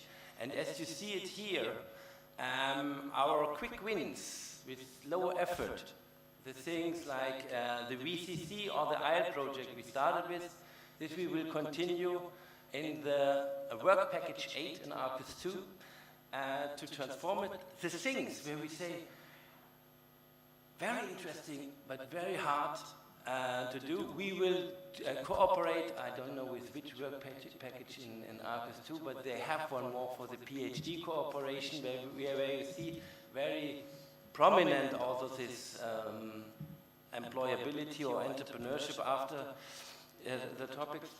And the things where we say we can, with a tool like HAI, innovate, change our universities to entrepreneurial universities. It's a topic that's out of an action line. This has to be promoted directly by the professors. But we could analyze what we like to do together, and we are all looking forward, let's say, to continue this also in our next 4 years we are allowed to work together. Thanks a lot.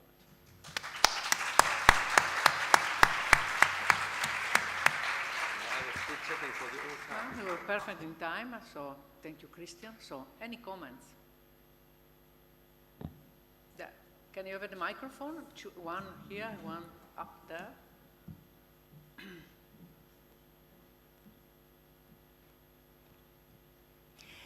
No, I just wanted to say that I also just came from the design thinking course in Rovigo, close to Padua, together with Christine, who's also here, and Susan, that you mentioned already, who was, hi, and that it was a great experience. I think it's something that I would really recommend any team to do together from time to time, because it's not only a tool that can be used to design products and services, but also to find solutions to certain problems in a team, or to design some kind of strategic plan.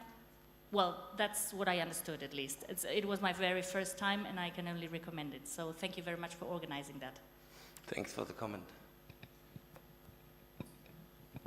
Is another question on the left, top left?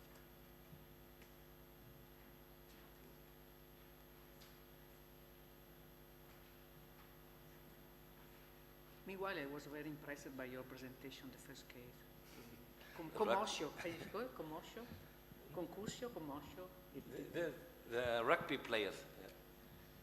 Safe B. Safe B. Hello, thank you so much for the presentation. It was fantastic. I am Juan from the Erasmus Student Network, and I have a question about the internships topic. So something that we see a lot at the European level is that trainees have a lot of issues with hosting organizations, right? The companies that have the interns.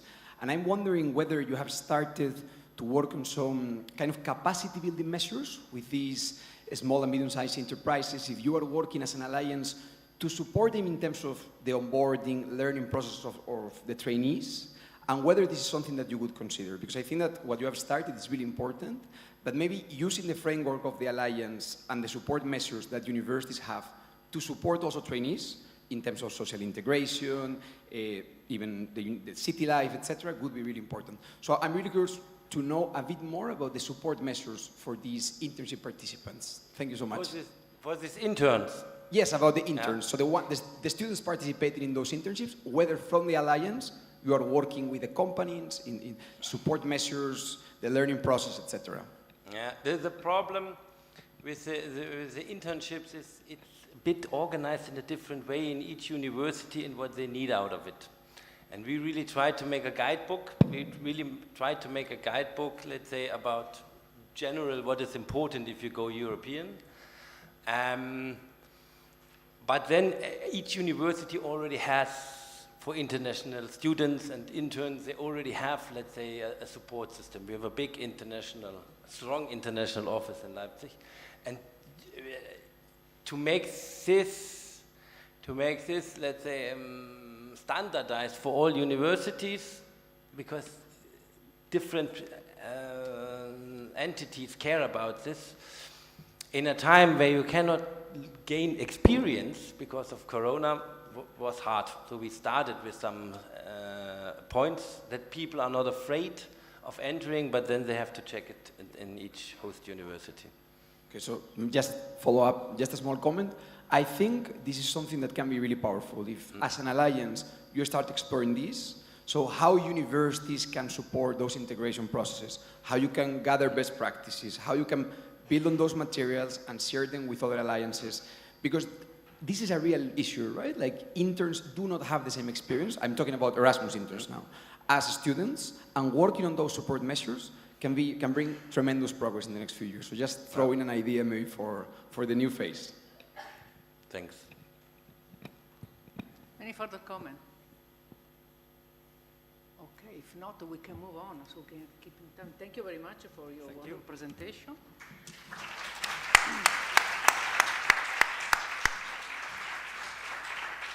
So the next presentation will be done by a big group. Is Action Line 6, chaired by Graz, but the people in charge of the presentation are Gerald and Joanna, so they can introduce all the others. I remember you that Action Line 6 is a research report and early stage research development. You can sit down here, all the people involved in the presentation. Come here.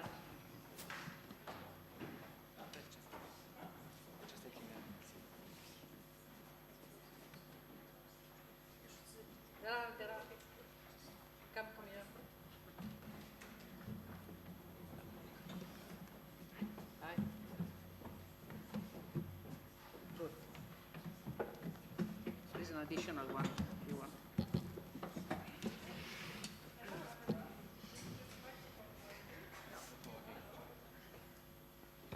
Hello, everyone. I am Johanna. And I'm Gerald. We are here to present the highlights of the Action Line 6, but there have been so many highlights. The mentoring program, the research focus forum. And I think the mobility programs for individual researchers as well as for PhD groups, and of course the PhD weeks for careers outside academia. So with which activity should we start? Well, thinking of it, the choice is pretty obvious. Why not start with the meetings? And yes, we know, the glory might lie somewhere else. It certainly does. No one would consider them highlights, but yet they are the backbone of every activity, the salt in the soup of every project, of every work package.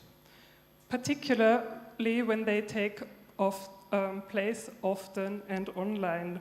And everyone knows that an online project meeting would not be the real deal without one thing. Technical problems, of course.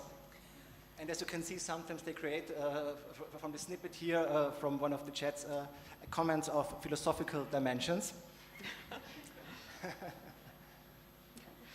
So it was by one of our colleagues here in this row, but we don't tell which one. Anonymous colleague. Yeah, exactly. So technical problems and true highlights indeed, they're hopefully audible for everyone else who is participating in the meeting. Relief when they are finally solved and the real work can begin. The real work, like discussing reporting activities. Maybe not highlights in the classical sense, but still moments to be remembered at least. This screenshot was used without permission by certain people sitting in the middle row. So when we look at all these happy faces, there's one guy on the left side of Johanna, I can't remember him, but who was it actually? Who's this guy? Well, Gerald, don't you remember? That's Philip, one of the AL6 chairs, actually the longest serving.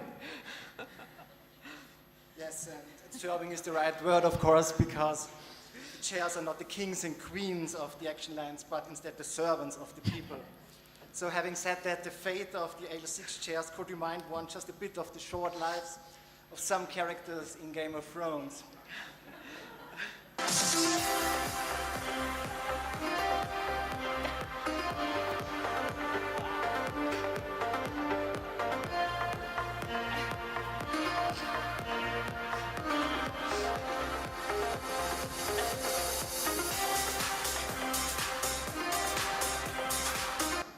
Yeah, but before also the two of us will meet our inevitable fate, let's bring on stage some of the undisputed highlights, of course.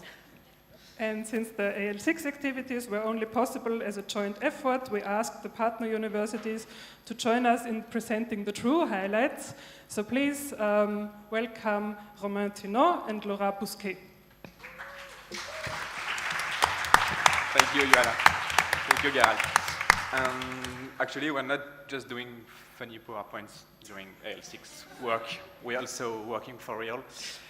And yeah, we thought it was a good idea to start with like what brings researchers together and what we tried to set up during these 3 years. And we're going to talk short time with about the Research Focus Forum. I've got like 3 or 4 minutes to talk about a 3 days and 60 people event, so it's going to be kind of intense. So following the identification of 10 major fields we have in the Alliance, thanks to the cluster map, which is also another activity from the L6, each university, each partner university had the responsibility to organize a research focus forum with the main objective to just say bring people together and make our researchers meet together to know who is working on that, on what, and how we can maybe work together and start collaborative projects.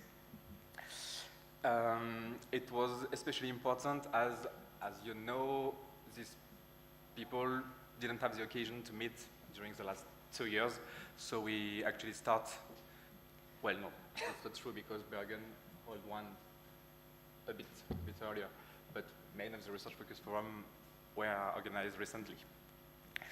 And in the long term, the objectives of this forum is definitely to help building this research community, this Arqus community we are all working on and we are all working for, actually.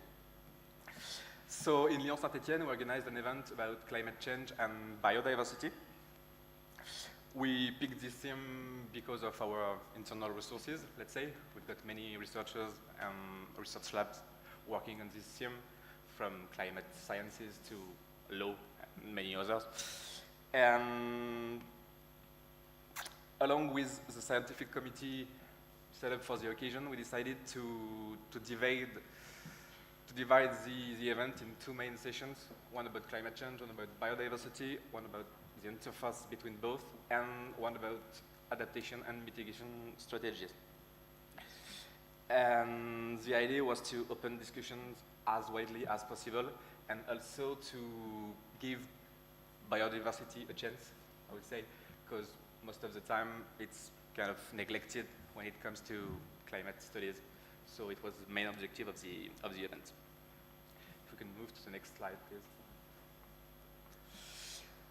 The researchers who help organizing the event choose a rather classical format, let's say, more like a conference one, and we'll see the difference with the Bergen Research Focus Forum. Laura will talk about it a bit later. And the idea was, well, we want people to work together, okay, but they basically don't know each other. So first, just let's give them a chance to talk about themselves, like researchers like talking about themselves, and to talk about their work, and try to get to know each other. This being said, we made sure to have other activities, like more informal one, like roundtable about the roles of scientists and the role of science. It was a pretty interesting session, and it could lead to many, many interesting things. And we've got some colleagues here who took part in it, and you can ask them if needed. We also held 2 social events, because when it comes to networking, you do need to drink a bit and to eat a bit to be able to discuss in a more efficient way. And as the final stage of what we want to do is to start new collaborations, we also introduce the people present to funding opportunities, Arqus opportunities, national opportunities, and also, of course, European opportunities to make them able to see what can come after their discussion and how to transform their talks into real activities and projects.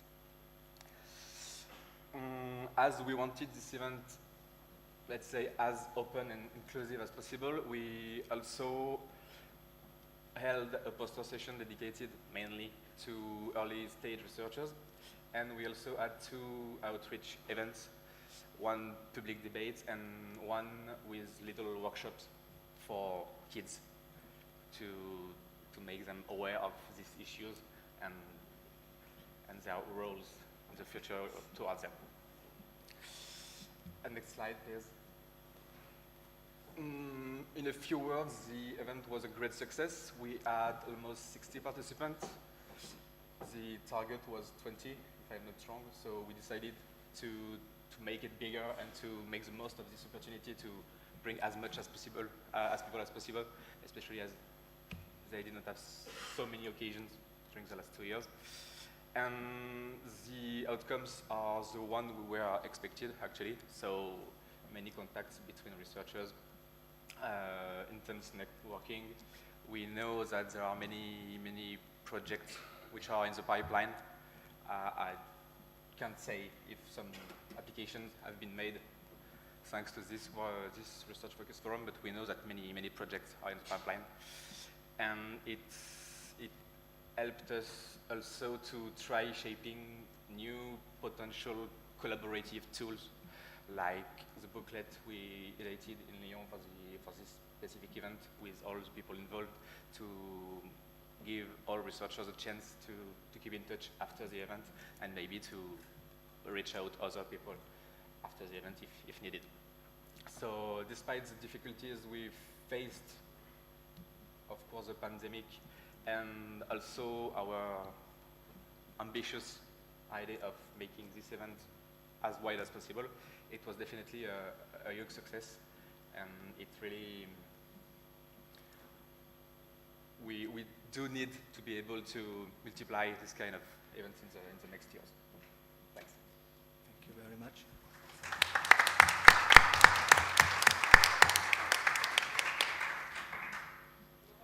Saying something as well? No. Okay. Just for the carrier week. Thank you, Romain. Now, Laura Miles from Bergen. Hi, my name is Laura Sept-Miles, and I'm a professor of British literature at the University of Bergen, and I'm the scientific leader of Action Line 6 at Bergen. So we hosted the Research Focus Forum on European Cultural Heritage, and we took this in kind of a new, different direction. So we had a collaboration between the research advisors at UIB and some of the researchers at UIB who work in European cultural heritage. And we dreamed up an idea where, what if instead of a kind of mini conference, which researchers have a lot of opportunities to present their work in their networks or to a broader audience, what if we had a brainstorming event where we actually threw people into funding calls and challenged them to think up questions and solutions that they could actually develop into a new project. So this was an experiment, but I think it was quite successful. Can you go to the next slide? So it was a smaller, more intimate event. We had 23 researchers from around Arqus and UIB, and we had 6 researcher advisors. So I think we would have done it for a whole day if we would do it again. So that's the one thing. We started with lunch and some opening remarks, and then we had an information session about 5 Horizon Europe funding opportunities related to European cultural heritage. So the research advisors picked these out because they matched the profiles of the registrants. But the registrants didn't get these in advance. So it was a lot of new information, but it was kind of exciting because everyone was on the same level. And then they also talked a bit about approaches to project development. What are some ways of thinking up questions that respond to the wording in the call and that draw on the different backgrounds and expertise of the people? So then, after a break, we had an icebreaker, which was really fun. It involved putting people in pairs and having them draw portraits of each other. So it was a great way of kind of loosening up the atmosphere and getting everybody ready for real discussion. And then we had an ideation session 1, brainstorm on funding calls. And the approach was based on design thinking. So my colleague Susan Johnson has already been mentioned, but design thinking is a kind of collaborative method to define problems and come up with innovative ideas and solutions. So it's experimental, creative, and optimistic, and it works best in teams. And we were giving really good guidance on how to approach this, how to make everyone in the group feel like they were being heard, and like we could make suggestions that were kind of risky or daring, and that was really fun. So one thing we did was we tried to structure this as organically as possible. We had the funding calls, and then we had the researchers choose the funding calls that they were most interested in. We spent a long time thinking about pre-sorting the researchers, and we gave up, and we just decided researchers are as well herded as cats, and that really we should just pick what we're most interested in. So the researchers organized themselves into groups. Actually, could you go through a few of the next ones? So here's in the beginning session, and here are some of the groups. Could you go through a few more? So there's different size groups. And the next, please. Yeah, great. And could you go back to the schedule, please? So the groups addressed these funding calls, thought about different ideas that they might have, what kind of questions could go into these projects, what kind of ideas could produce a project. And one thing I really liked about this is that these groups were composed of PhD students, senior professors. It was completely egalitarian and not based on any kind of hierarchy. And I think people found that quite refreshing, because it's not often that we as researchers get opportunities to kind of loosely brainstorm project ideas with people completely outside of our own network and context. So can you go back to the schedule?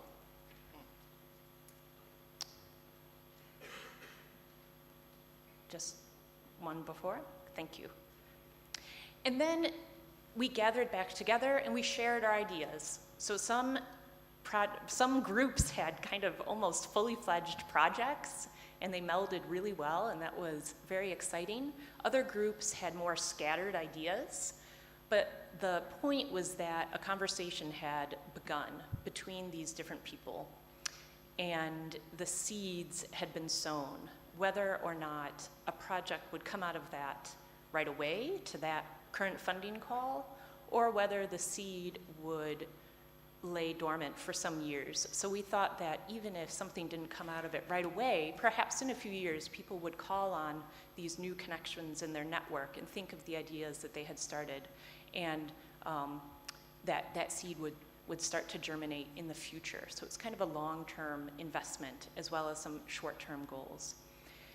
Then we concluded by having a reshuffle. So we asked people to pick a different funding call and to be with a different group of people and to think of new ideas. So can you go to the last slide, please?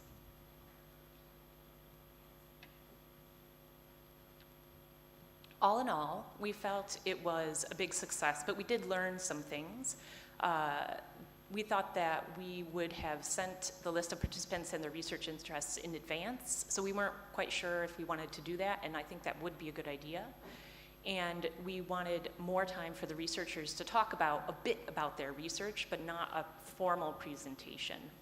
And because it was kind of really a structured way of leading discussion, we wanted to have two facilitators. We did have two facilitators, one organizational, the design thinking expert, and one professional on the theme of the forum. And that collaboration worked out very well. And what we really should have done a little bit better is to, at the end, make very detailed notes about who was talking to whom, what ideas did they have, so that we could follow up in a very targeted way. And we did do follow-up, but there was some kind of collaborative data that was lost in the process. And we would do a survey on site at the end of the workshop, which I think is a good lesson for any kind of event, because if you try to get people afterwards, you're going to get an under 10% reply rate. So all in all, it was a really exciting experiment. We learned a lot about it at UIB. We found that there were a lot of new connections between these researchers from the Arqus University, and we hope to take this format forward and try it out in new ways in the future. Thank you.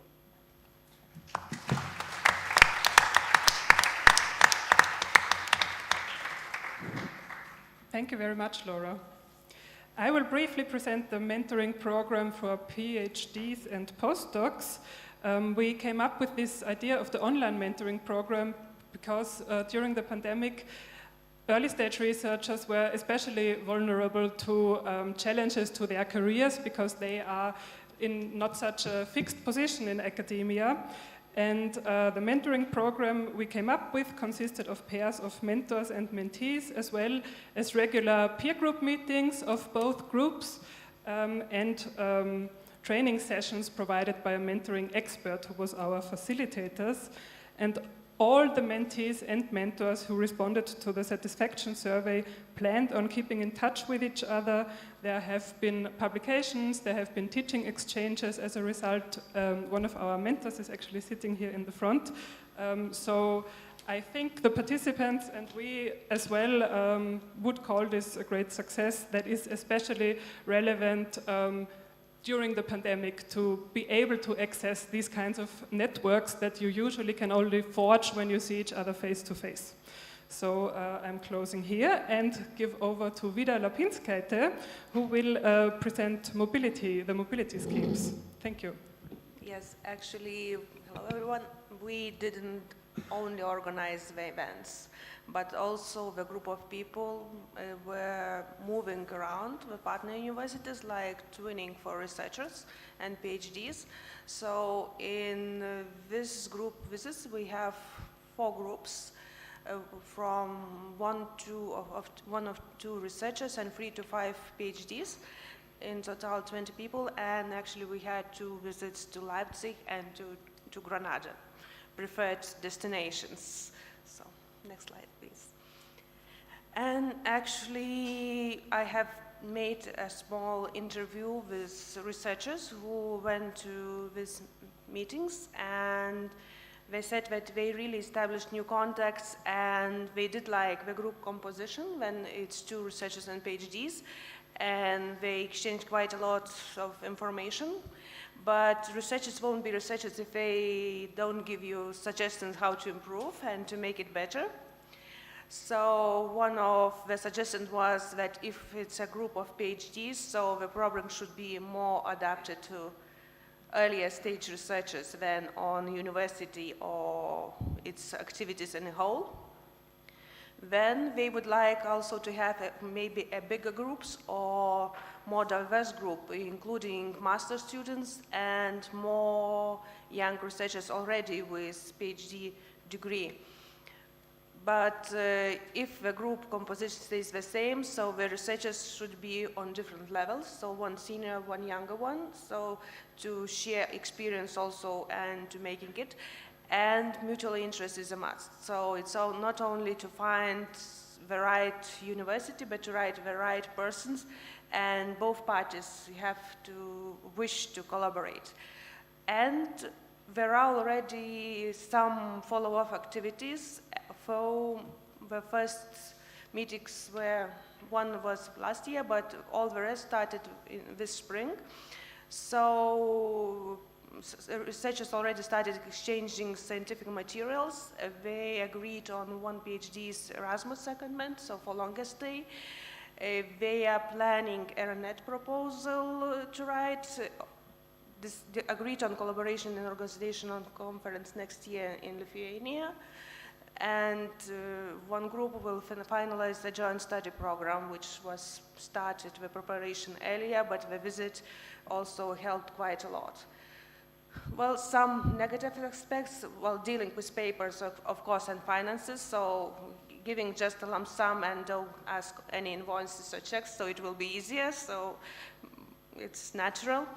And actually, from one team, I received the feedback that the partners are not interested in European projects. We have too many national funding opportunities, so guess in which university it was like that. But they still will work on some, so shortly.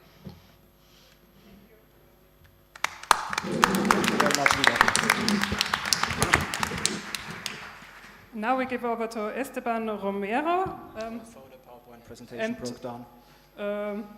The power has gone. Maybe can you do it free floating as well? Yeah, sure. Okay, so thank you so much for the session, and I want to thank also my colleagues for inviting me to share my experience. I was planning to talk about some of the activities that we helped to organize during these 2-3 years. But also I was told to share my experience, on this project, and also I thought about that, what was how important the Arqus was for my own experience as a researcher. And first of all, I want to share that Arqus somehow is, for me, just one single project. Apart from the Erasmus call or the research and innovation call, sometimes I had to ask Luisa or Imma and other colleagues in Granada to learn somehow where a particular activity was located. So it was difficult to know sometimes in which specific project you were working, but at the end, I feel that we managed to have like a single idea, a single initiative that is Arqus, and that's the most important thing. So that was great. At the very beginning, when I was starting to get involved in this initiative, sometimes it was really difficult because we were just running meeting after meeting. Sometimes you felt that you had less and less collaborators in some of the meetings, because some of them maybe had to do other things or started to feel tired of so many online activities, and talking more about 2020 and 2021. And then I remember that I was involved in the citizen science package, or citizen science activities. I don't know if it was package or a line, but it was, I felt that we were missing an important experience in that action. We need to get people in our own universities involved in our activities. Maybe we need to change the dynamic of having so many meetings and do something more public in order to involve our own scientists and our own communities, also citizens, if they wanted to participate. We were talking about citizen science, so it made sense. Therefore, we proposed to organize it was not a seminar, I don't know what it was. The name was Co-Creating Citizen Science, and we did it during the academic Arqus week in 2021. Everything was online. At least we did it online, and it was very important I think, for all the colleagues in that action, because we managed to map what was happening in our own universities. So the first thing is that our colleagues were asked, okay, do you have any project on citizen science? Do you want to share this with our colleagues in other universities? So we managed to map around 20 projects in the Arqus initiative on citizen science, and we did this event where we had presentations, very short presentations like these ones, to share those projects. Apart from that, in the second part of the event, what we did was online laboratories to rethink about citizen science, to think about our own experience, and also to ask people how they think we should, we should organize citizen science at our Arqus level. So I think, okay, great.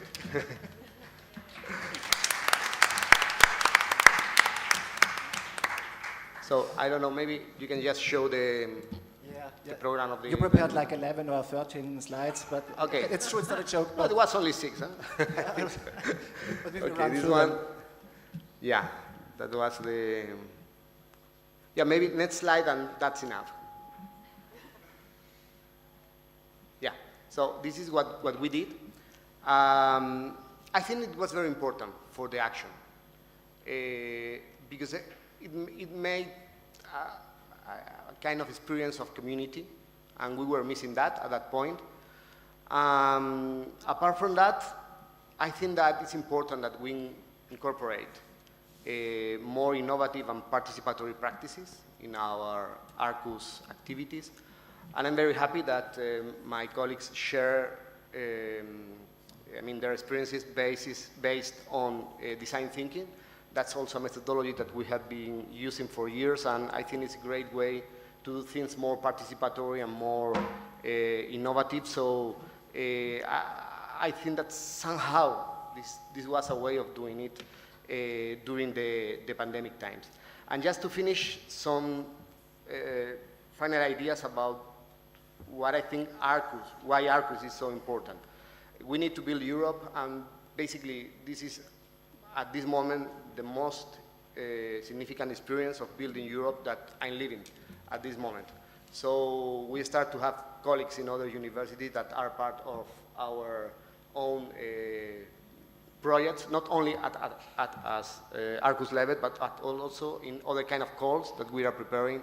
And I think that's somehow a way to measure the success of this initiative, no? So how we can create communities apart from the Arqus experience and the Arqus funding. So thank you very much. Thank you very much. That's all.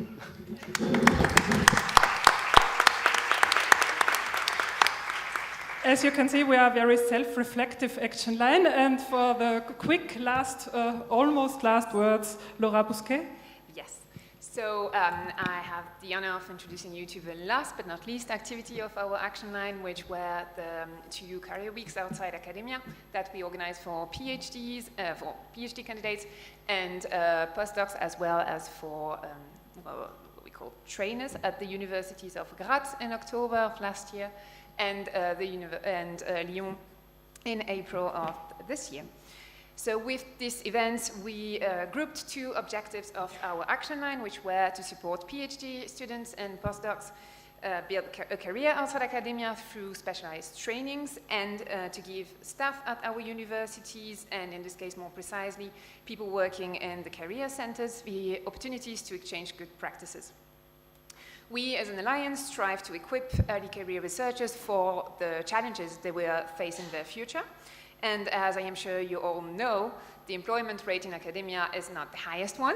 So many early career researchers are looking for and exploring other perspectives outside academia and are more often than not ill-equipped to do so. So the reasoning behind the career weeks was to show them how their research experience, how their PhD experience can be valued outside of academia and the possible path before them. Both programs were divided as such. The first day was for the participants, the PhD participants, an introduction to the city in which they were and what would happen during the event, and for the trainers, so the employees of the career centers, a Train the Trainers Day. On the second day, they would reunite and join forces to work on their entrepreneurial skills. And on the last day, the trainers took the wheel and proposed very practical workshops. Can you go to the next slide? Thank you. So one of the paths possible for PhDs and postdocs is entrepreneurship, as it gives them the possibility to use their research in a practical way. However, a lack of confidence and information often stop them from taking this leap. So early on in the development of the programs, we decided to focus on it.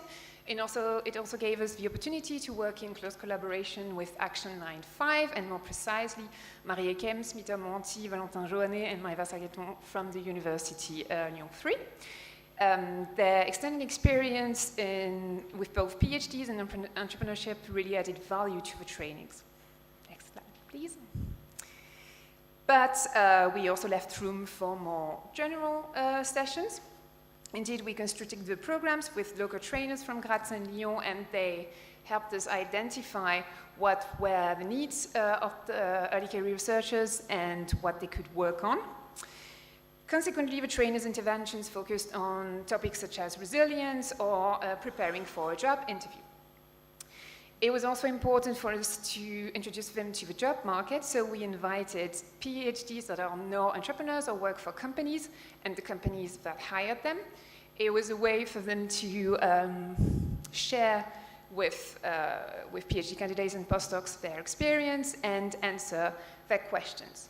So now that you know how we constructed the Career Weeks, I will leave the mic to Johanna and Gerard for the very nice feedback. So, since we are really running late, I just say that the feedback was extremely positive, and let's leave it with that. And I think it's now time for the closing credits, or the closing crawl, as they call it in Star Wars. So, Arqus I AL6 has had a happy ending, but Arqus II Work Package 7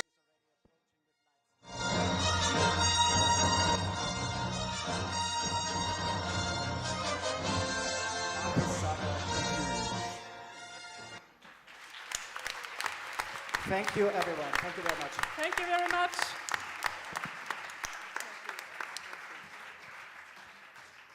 So fantastic presentation. It's easy, very easy to chair a session like this because, I mean, I use it less, really, but fantastic, really. So we move on the next LS7, and is an action line chaired by the University of Bergen, engaged the European University. So, who are the people coming to the table?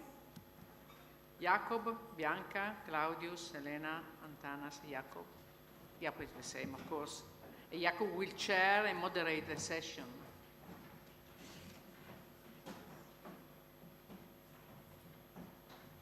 Okay, sit down.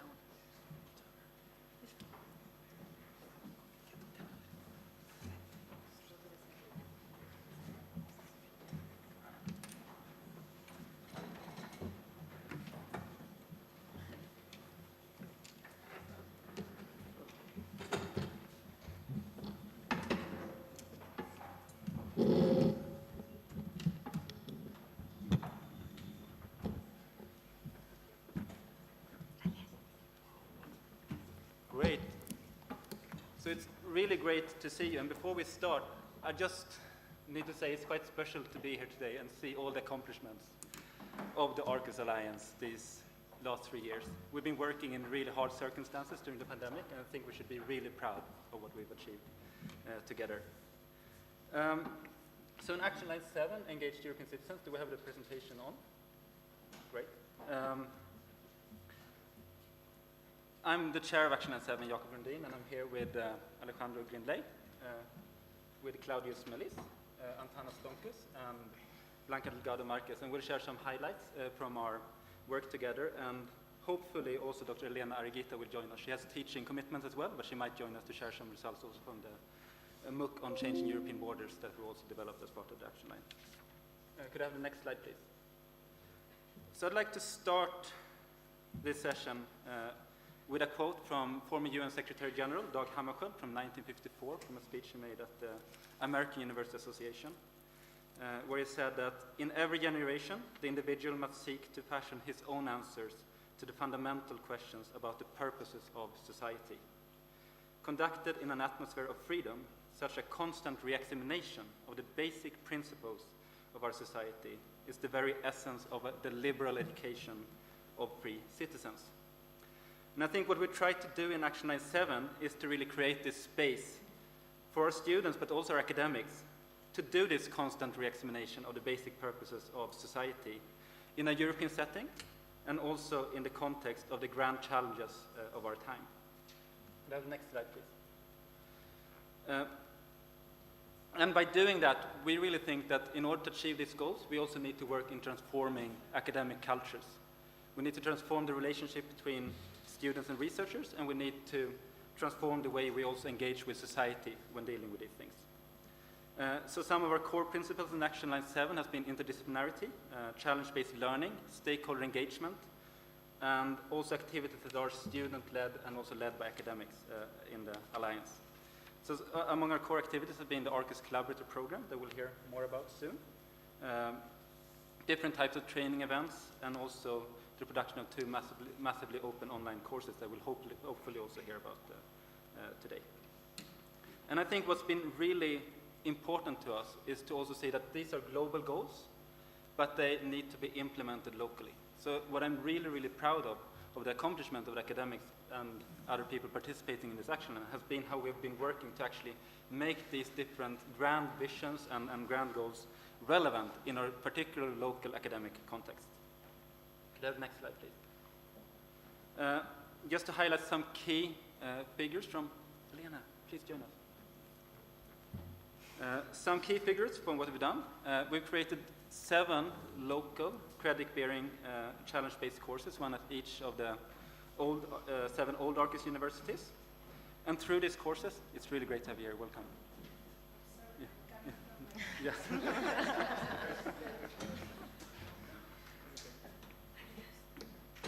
And through these courses, our students across the Alliance have worked in interdisciplinary teams together with local stakeholders, conducting almost 40 challenge-based projects.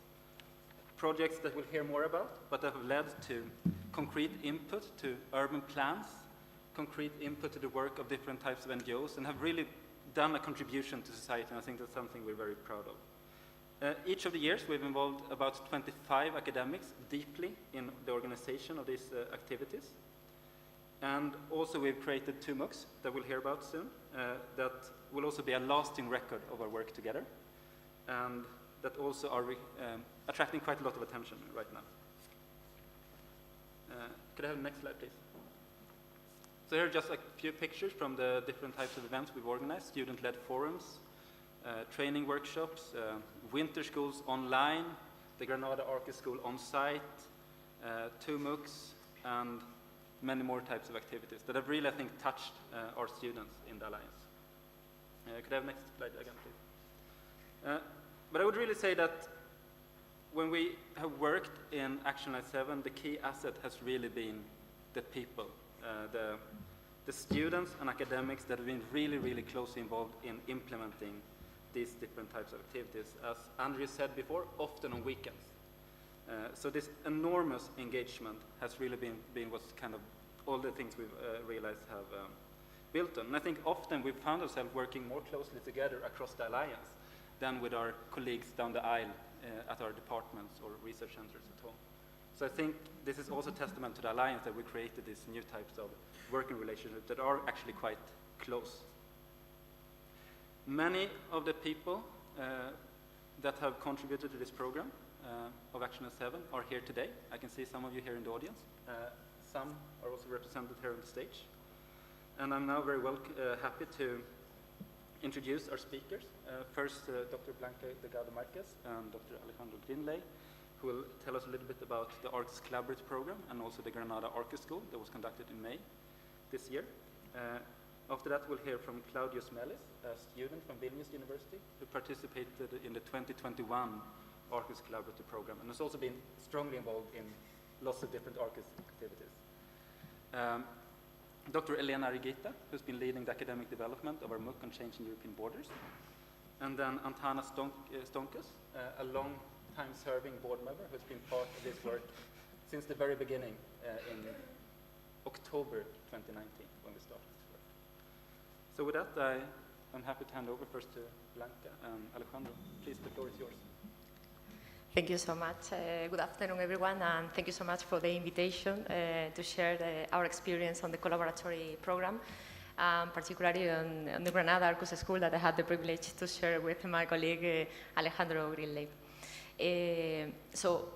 Just to give you a brief summary of what the collaboratory program is, it's a structure that relies on 3 main pillars. One is a winter school that is supposed to be a very intensive week that provide intensive knowledge to the selected students on the topic. It follows by a challenge-based stage that lasts 3 months, in which the students work on local-based projects. And we conclude with a student-led forum held in June, in which the students are in the driver's seat. There has been 2 editions of this collaboratory program.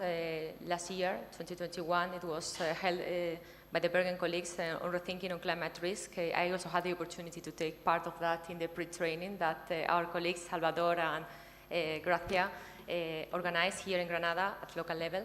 And also this year, the collaboratory program revolved around the topic of diversity. Here, Alejandro and I had the opportunity to organize the Granada Arqus School. I would like to mention that due to the pandemics, we had to reorganize this, and the winter school was passed to May. I would like to focus now more specifically on what was the structure of this school that was finally held in May 2022. As I said, the general topic was diversity, but more particularly diversity, interdisciplinarity, and societal challenges. And the goal of this school is to bring together a group of 6 students per each of the partner Arqus universities to reflect on the different angles that this broad topic entails. Just to give you an idea of how we tried to cover such a broad topic, we organized the program into the 5 weekdays, covering one specific subtopic of the diversity, like from setting the context, social and environmental diversity, biodiversity and geodiversity, making connection with the coastal environments that we have a specific tropical agriculture here in Granada, so we took the chance to see it on site. And we finalized with engaged European citizenship in a diverse world. Here is the program. Sorry, it's very, very tiny, but you can find it there in the link. And basically, I just wanted to say that we organized it in a very practical way, so that the students had a 2-hour lecture very early in the morning that was followed by the coffee break, and then workshops, and then lunch, and then student group work on the local projects. Finalized with an on-site visit every evening related to the topic of the day. So if I would have to highlight the differential aspects of this activity, I hope we have more time at the end of the panel to discuss on this, but I will highlight the practical orientation of the program, that the students were directed to work on local-based projects that had an impact on their surroundings or on the context. The interdisciplinary approach, because the groups were not made by discipline but by themes, and the direct involvement of local stakeholders in each of the groups. This, I would say, that's the most remarkable from the Granada Arqus School, and thank you so much. Alejandro, compliment. Thank you, Blanca. I would like to add that, well, we had a very positive feedback from the students, but also some critics about the intense program, how many activities were, and sometimes the difficult to relate the issue and the practical. But well, from my personal point of view, I think it's been an amazing experience, an experience that is very engaging, but you have to dedicate a lot of time to prepare, to a lot of meetings, but at the end it deserves the results and the experience, and it's for me it's a real privilege to be here and to meet people so interested in how the people we have working together, and it's a real amazing experience, not only for the professor, for also for the students, and even from in the University of Granada to meet some different colleagues from the same university that usually we have no opportunity to share time. Thank you very much.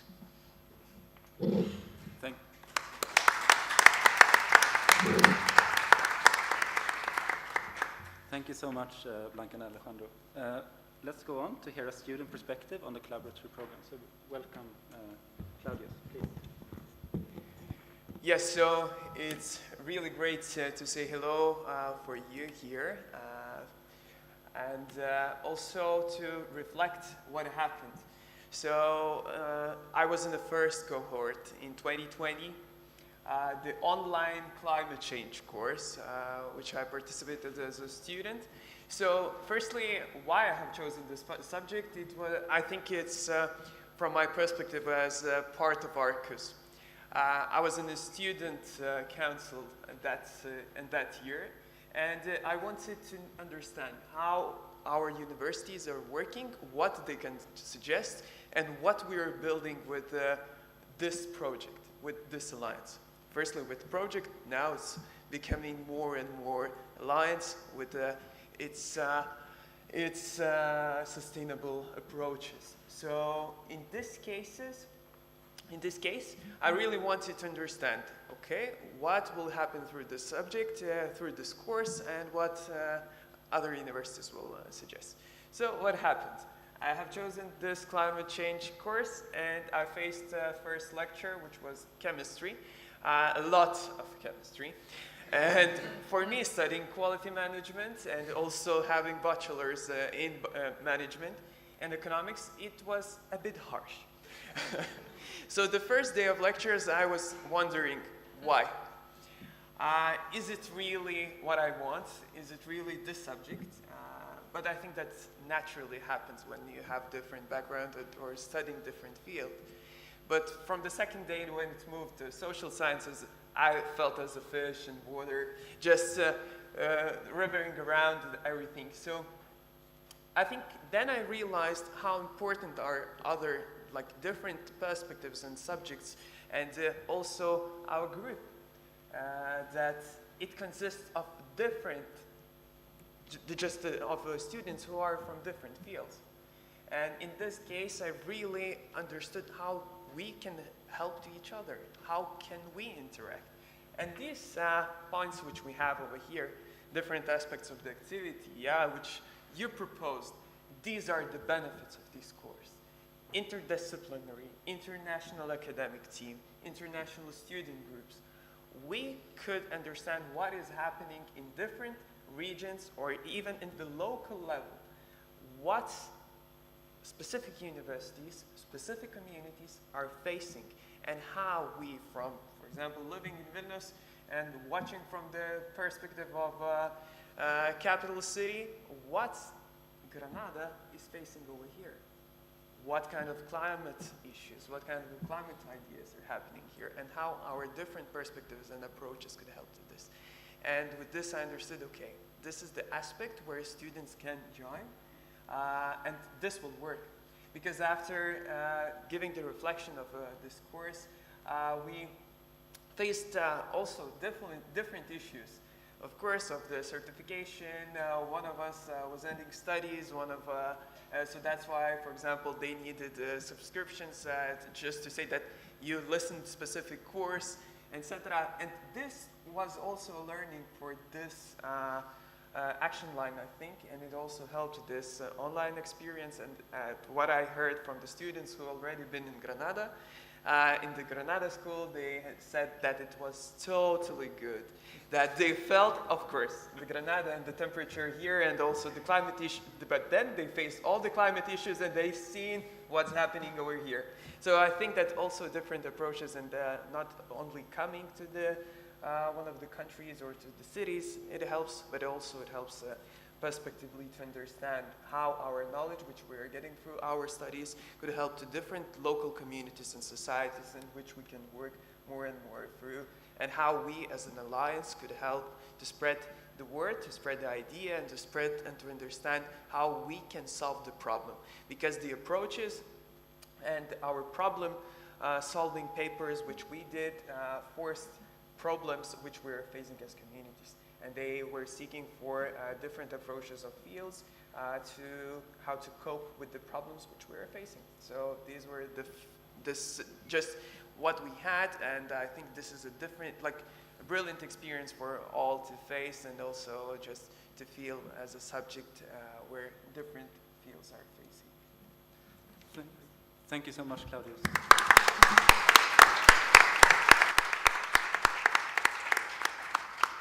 So we now heard an academic and a student perspective on the Arqus Collaborative program. What we'll do now is that we move on to our other core activity of Action Line 7, which is the production of massive open online courses. Without I'm welcoming Elena Argin.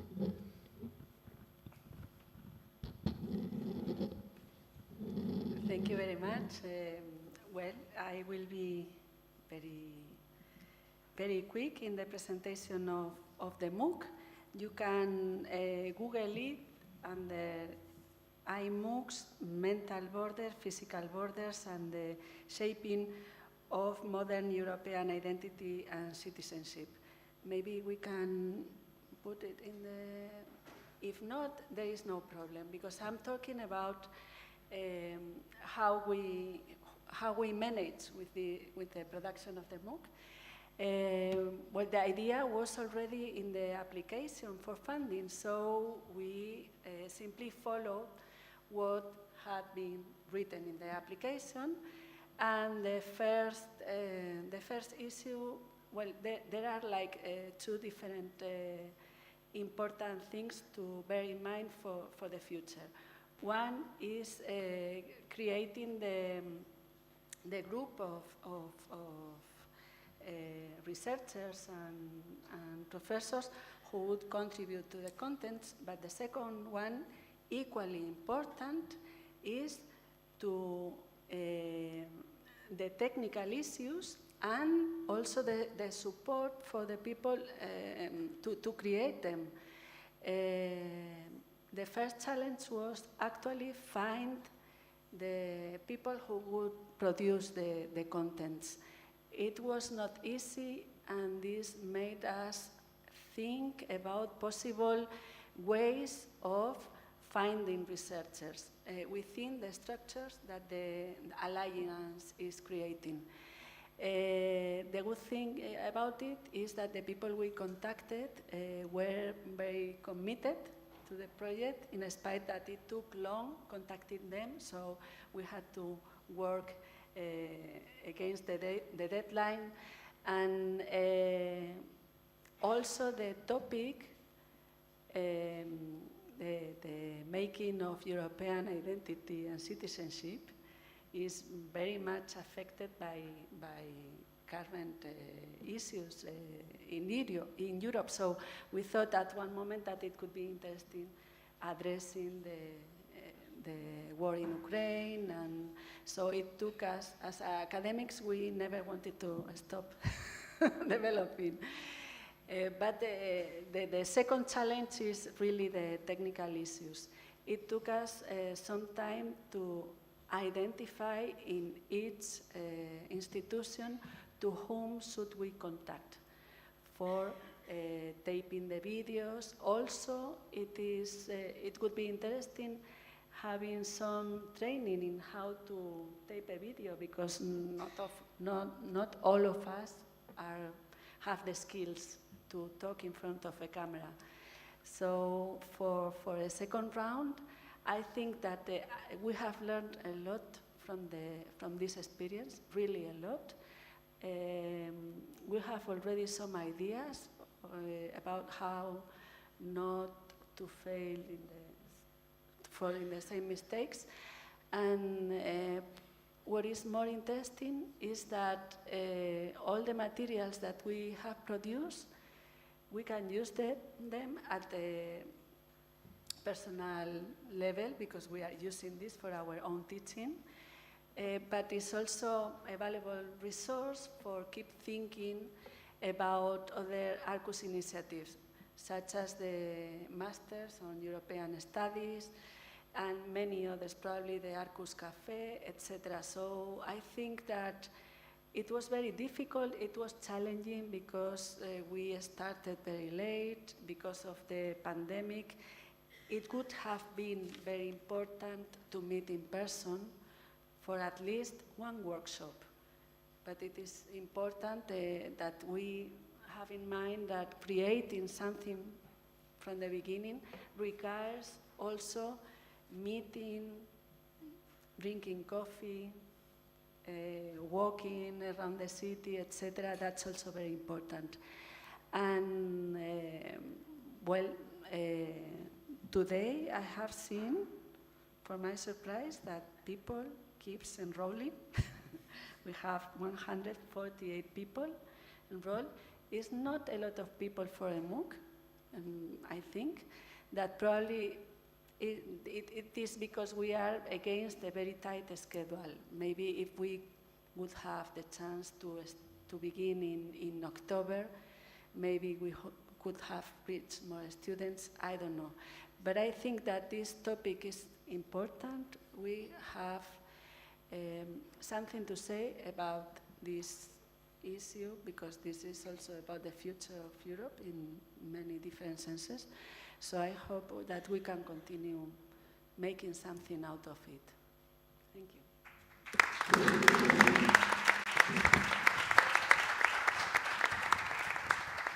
Thank you so much, Elin. I think one important thing is the MOOC is currently running. It's in its first week, or the second week is starting now, so you can all sign up. And I think it's really a worthwhile experience. And I think you also mentioned the need for a flexible approach in order to constantly keep up to date. And I think that's something that we really tried to kind of have as a red thread through our activities as well as Action Line 7. With that, I'm very happy to hand over to you, Antana. So, 3 years of work and 3 minutes to tell about that work to a very understandably already quite a tired crowd, which is quite a challenge within itself. But let me try. When I received the invitation to participate in the panel, it's the question that I gave myself. So throughout all of these challenges and years of works and meetings and et cetera, what's the single most important result for me personally? And I would no doubtedly have to very subjectively choose that those about 250 students that went through the program. And I was privileged enough to talk to a few of them, including Claudio sitting next to me, before, during, and after the activities that they went through within the Action Line 7. And I can wholeheartedly say that I can see them leaving this program a little bit more enabled, with a little bit broader perspective, with a little bit more capable of addressing the local and global challenges. Let's be honest, this world is not lacking of, between multiple wars that are currently happening now, between multiple diseases that are affecting us all. I don't think that the current day challenges and challenges for the past decades, if not ages, challenges are not restricted with the boundaries of countries. It's not restricted within the boundaries of professions. They are just not restricted by anything. And the more enabled people we have that are capable of addressing those challenges, the better the world will be. And I guess that's just the legacy that I'm happy to be part of. Thank you.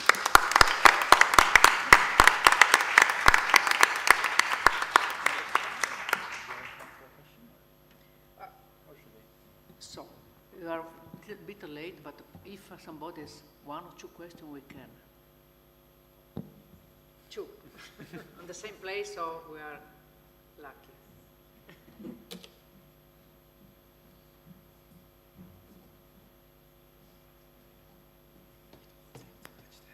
Yeah.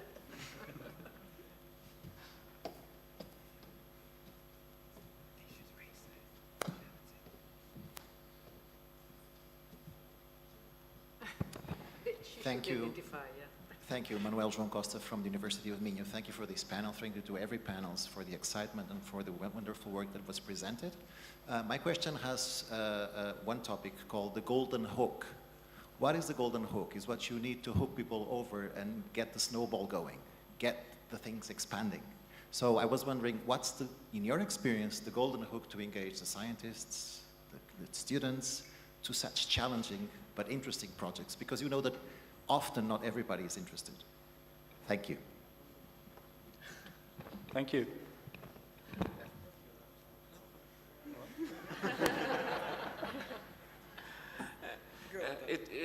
It was in my experience, I was surprised at just how easy that was for us, for whatever the reason was. First year we had 24 students applying to participate in the program. Second year we had 132. The number of places we could offer did not change between the years. So it's upon us to just continue the work, because I believe with the current environment, there's no need to prove that this is needed. There's no need to prove for the broader audience that the challenges are global, that they need to be addressed not within the one subject, but across the different subjects, that one person, whether politician or a scientist or a medic, will never be enough to solve whatever the problem that is worthy of solving. So I believe it came very naturally with the nature of the program. And maybe I could just add that there might be a golden hook, but there's no silver bullet in terms of like high quality higher education. I think we also need to acknowledge that if we want to do these activities in a good way, they will be time demanding. And they will demand serious commitment from our academics. So in order to make this work, I think, first of all, we need to make them locally relevant, not only at an alliance level, but also at each university and each department. So how can we ground this international collaboration and these types of challenge-based activities in existing courses, existing study programs that also have maybe existing research flows, which means that we can actually provide people reasonable amounts of time to work with that. I think that's also some things to remember. But I really think we need also to defend the fact that we need to spend time on education if it's going to be good. Last question.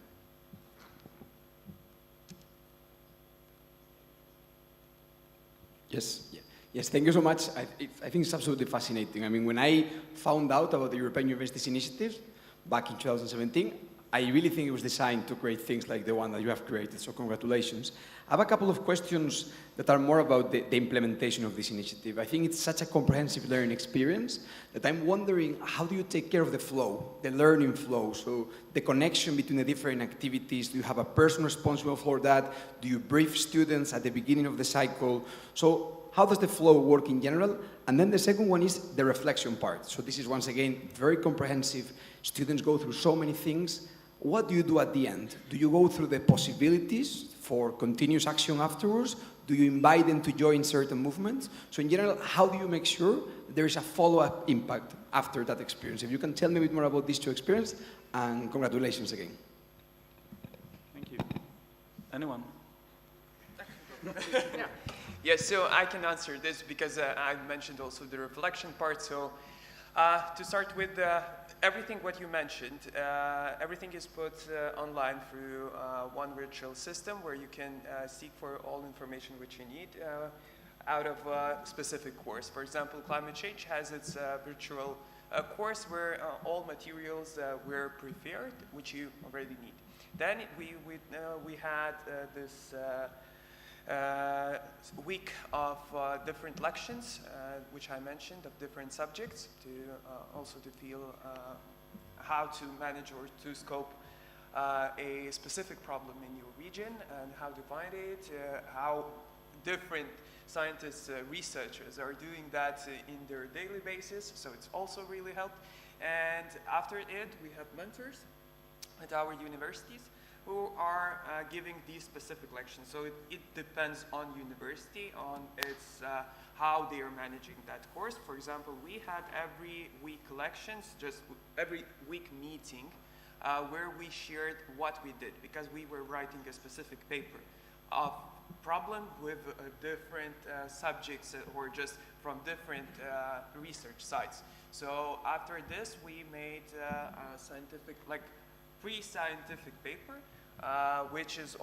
which could be published. It hasn't been published, but as I know, but it's also a possibility to do that. And the reflection part. So after all course, mentors met up with the meet all group, and we contracted about all how it was managed, what we got, what were benefits, and also we done that through all course. And we had a possibility, for example, even directly to Antanas or to Jakob to write everything how it's happening, what issues we are facing, for example, what could be spread away. So these were really good, I don't know, maybe it's first cohort reflection, but it was a really nice experience that you had a possibility with 12 people to do this all over the whole course. So with that, I'd like to really thank the panel, first of all, for sharing all your experience for Action Line 7, but I would also especially like to thank all the students and academics that have been really working really hard in a big state of uncertainty in organizing the activities of Action Line 7. I'd also like to thank the administrative team of the Alliance, but also the University of Bergen particularly, for enabling this, and of course the Arqus Alliance at a higher level for allowing us to experiment and develop education that does not always fit into the kind of standard boundaries and frames that are provided to us by university. I think this has been a very rewarding experience, and I really hope you'll be able to build on this experience in the next round. Thank you very much, really. I thank everybody, but particularly Claudius for bringing the experience as a student. Despite the first day of chemistry, you survived. So let's move to the last session. Last but not least, very important, is research innovation. You know that there was a call, Horizon 2020, to support the research innovation dimension of the European Alliance. So this is a very important session, I think.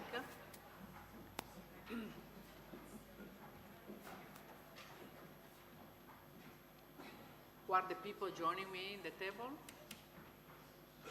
Daniel, Alfreda, Paloma, Bianca, Lucia, Natalie, a student also.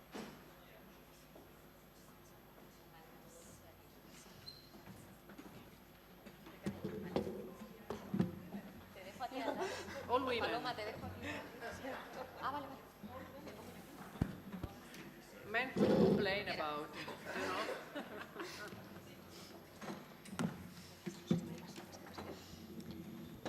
Okay, thank you very much. We're going to see now the highlights of the first year and a half of the Arqus Research and Innovation project.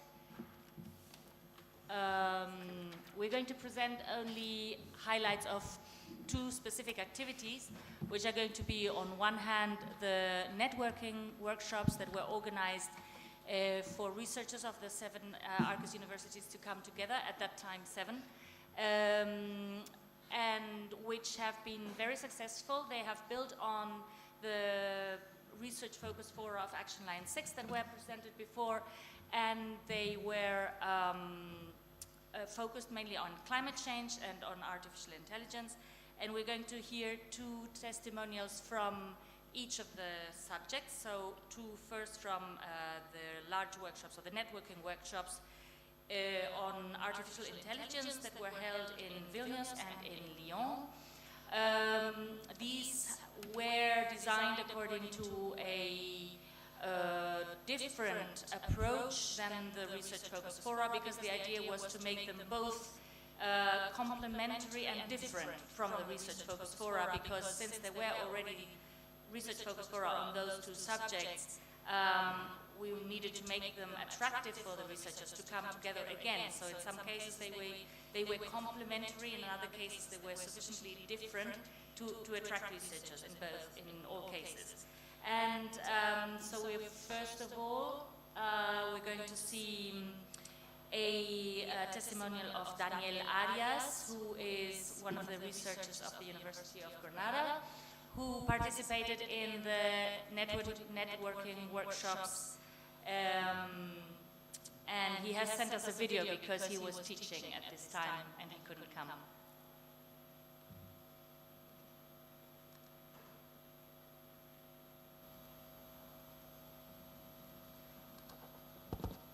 The video just come. Yeah.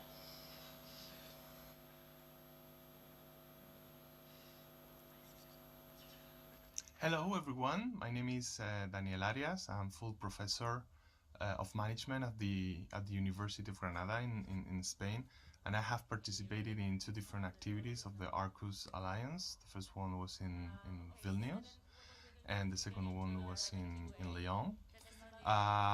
Both of them were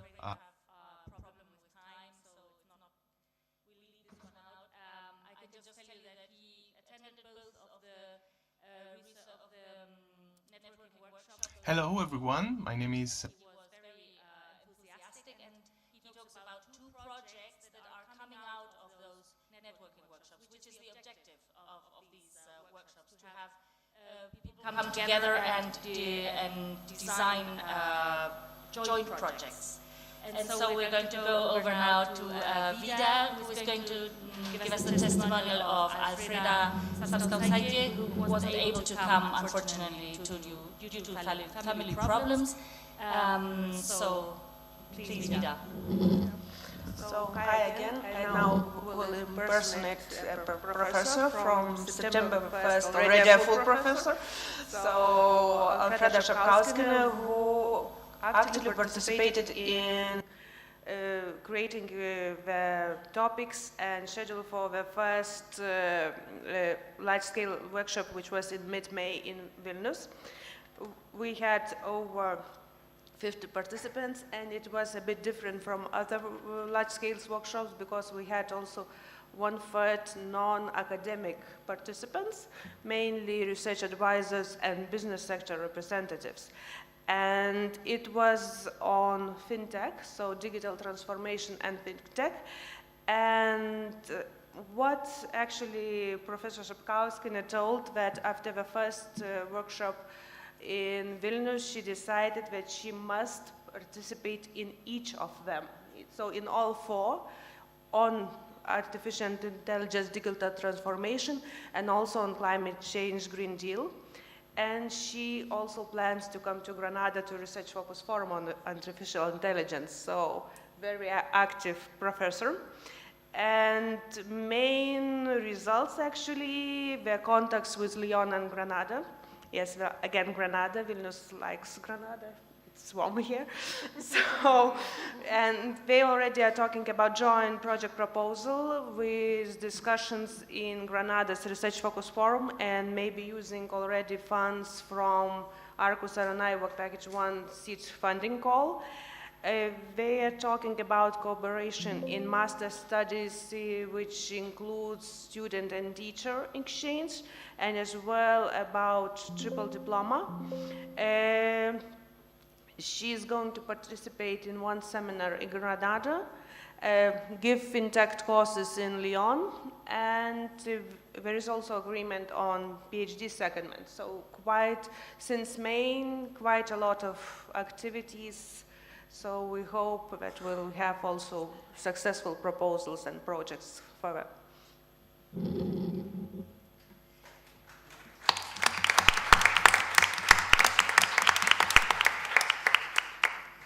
Thank you very much, Vida. That's really interesting to know that she also went to those in climate change, because there will be some bridging workshops which are going to try and create some interdisciplinary projects in the future in Arqus I, Arqus Research and Innovation. So it's very interesting because we already have a candidate for those bridging workshops.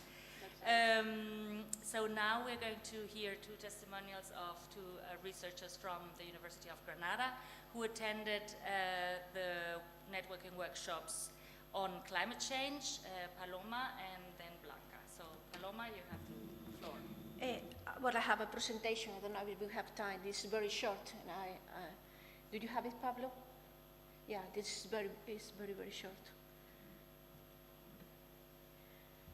Well, first of all, I thank the organization for giving me the opportunity to share my experiences in some of the activities of the Arqus Alliance. Next one, please. Well, I am professor of botany and also an associate researcher of the atmospheric physics groups of the University Institute for Earth System Research, and also coordinator of the working group on urban and peri-urban forestry of the Food and Organization of the United Nations.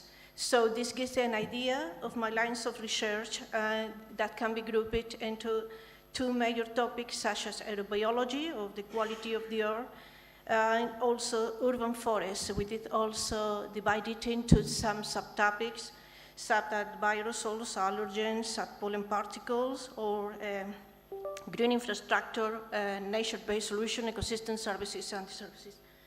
Next one, please.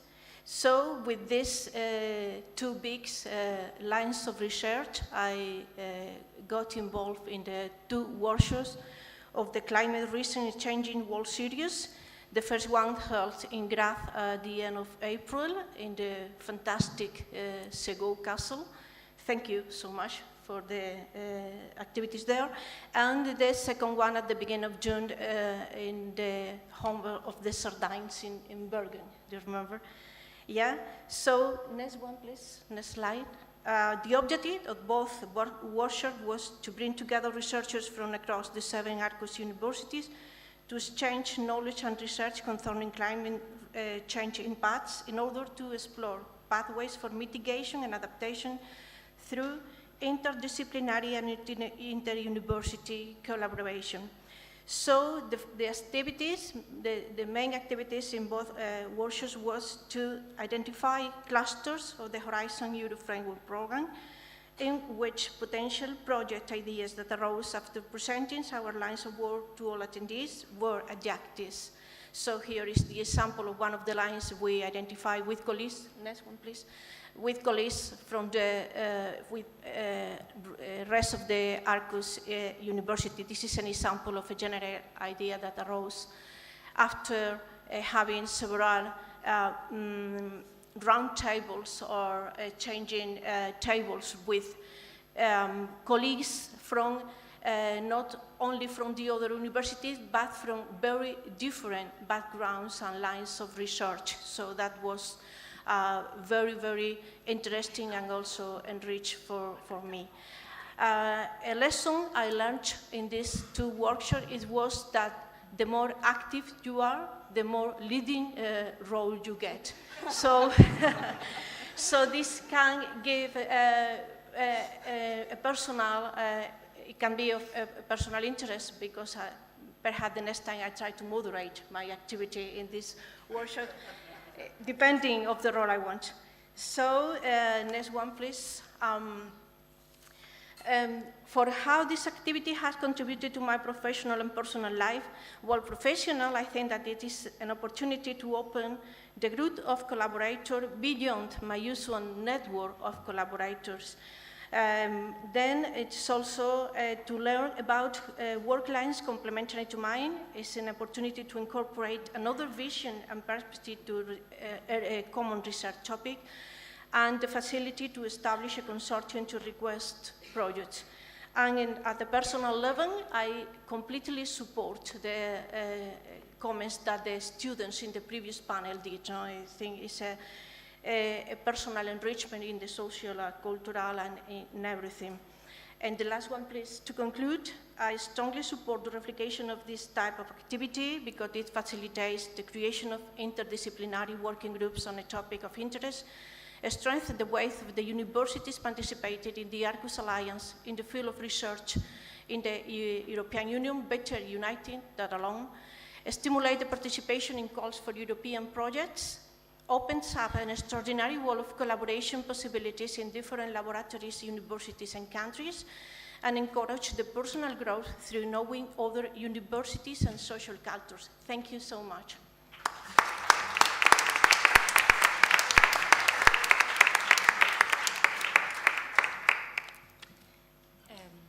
Go ahead, Blanca. I also have a PowerPoint. I don't know if Pablo has it.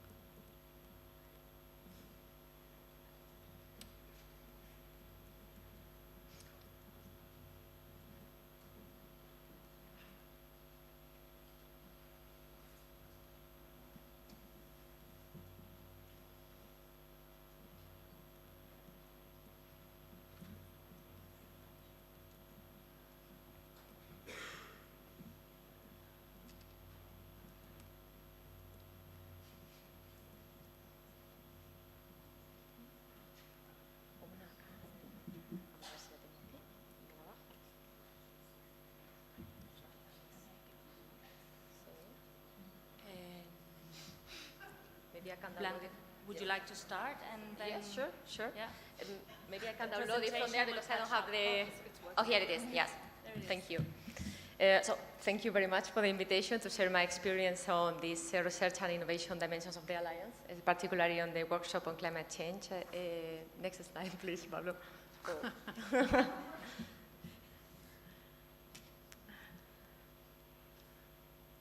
As Paloma has previously mentioned, the workshop took place in Norway, concretely in Bergen, from the 8th to the 9th of June this year.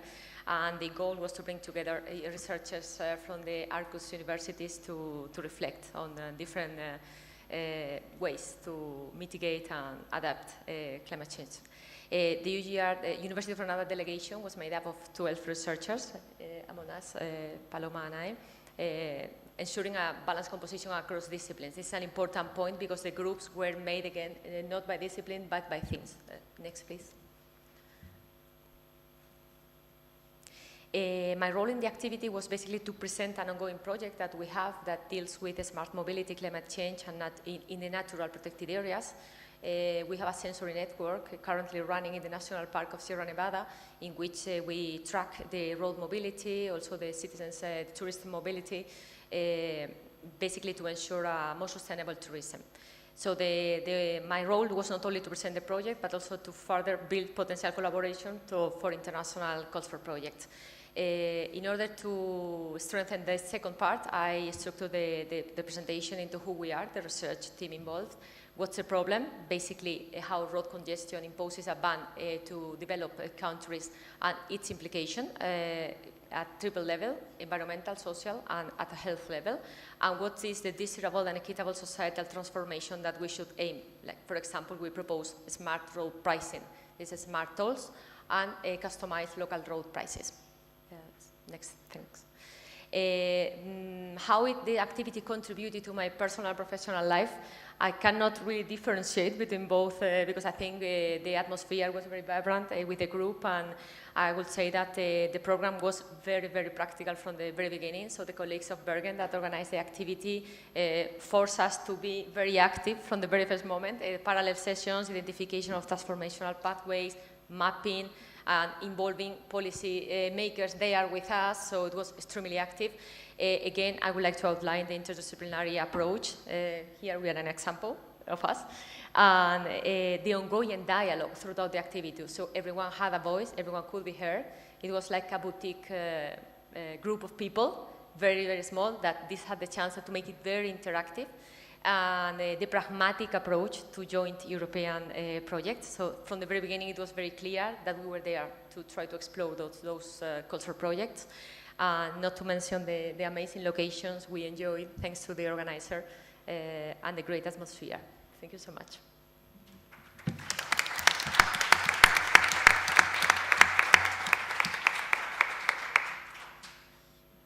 Thank you very much, Blanca. And now we are going to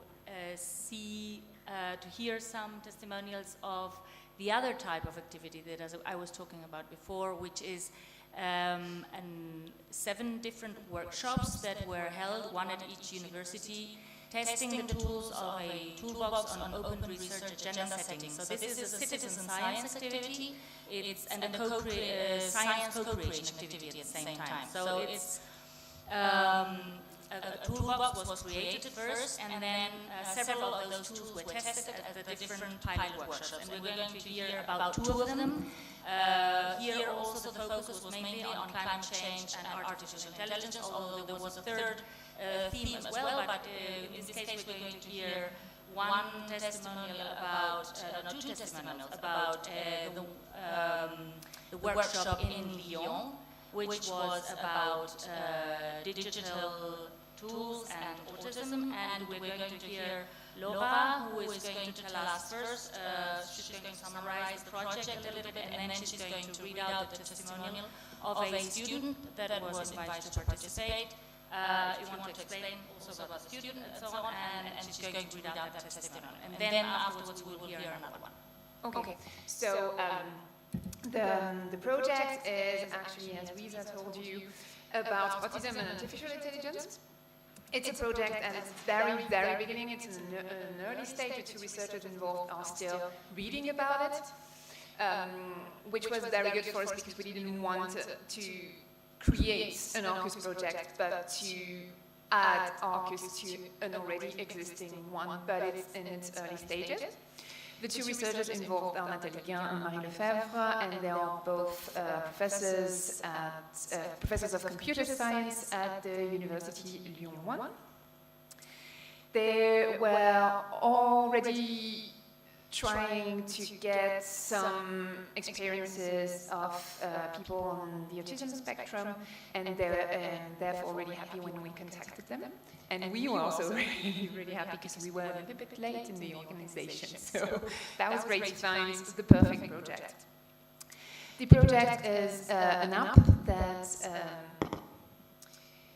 young people on the autism spectrum, so middle schoolers, high schoolers, and students, as well as the staff at their schools and universities could use to make their life easier and to communicate.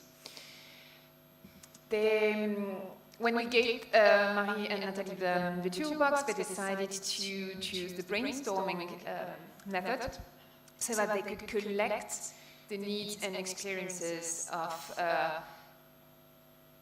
the potential targets, so the young people on the autism spectrum, but also the staff, the educational staff at high schools, middle schools, and universities. We got a video with the feedback of one of the researchers, but I will sum up for you what she really appreciated. For her, it was important to include citizens in artificial intelligence projects, since artificial intelligence is sometimes feared by society, and it's important to show that it could be useful for us. She thinks that this kind of participation of citizens should be wider spread amongst the research community, and because we didn't have enough time to tackle all the subjects that we wanted to tackle during the first workshop, we are planning on organizing a second one. And although it's not part of Arqus, of our objectives, we decided to still work with them and to still invite all the people we had invited. So now that you know a bit more about the project, I would like to read out loud to you one of the testimonies by one of the participants. This person decided to stay anonymous because they are a bit shy, but hopefully you can, I'm sure you're going to still enjoy their testimony. So, hello, I'm an anonymous student from Université Lyon 1 who was offered to participate in an Arqus workshop, and I'm here to explain how it went. The specific workshop was centered around brainstorming an app which could be used by students on the autism spectrum from all grade levels to get personalized help in and around their academic lives. As an autistic student myself, I'm often in contact with the Disability Service Office at my university, and as Arqus coordinators invited them to take part in the workshop, I got an invite in turn as I seemed a good pick. Even though worried because I've never been involved in something academic related before, I was really moved to have this opportunity. You often don't get chances to be part of something as a student, and you even more rarely get chances to have your voice and lived experience be heard as an autistic individual. So off I went. Once in the conference room with everybody, my worries quickly dissipated. I was surrounded by well-meaning people from different walks of life who were as eager as I was to build solutions for autistic students. The workshop was planned for 3 hours, during which we were tasked to list different problems encountered by students on the spectrum in their daily academic life, separated in 6 panels, then to think of how an app could give assistance with them. At the end of said 3 hours, we only had tackled 3 of the 6 panels, and now I'm waiting to come back. Indeed, I'm really happy that I was granted a chance to take part in this workshop. As I said, I don't get many opportunities to have my voice be heard, and was pleasantly surprised for it to be in such a safe environment. I hope those workshops get more widespread for all kinds of students. Many of us have precious insights to share, and it's a really gratifying experience to be able to do so. Thank you for it. So you can see that it's important.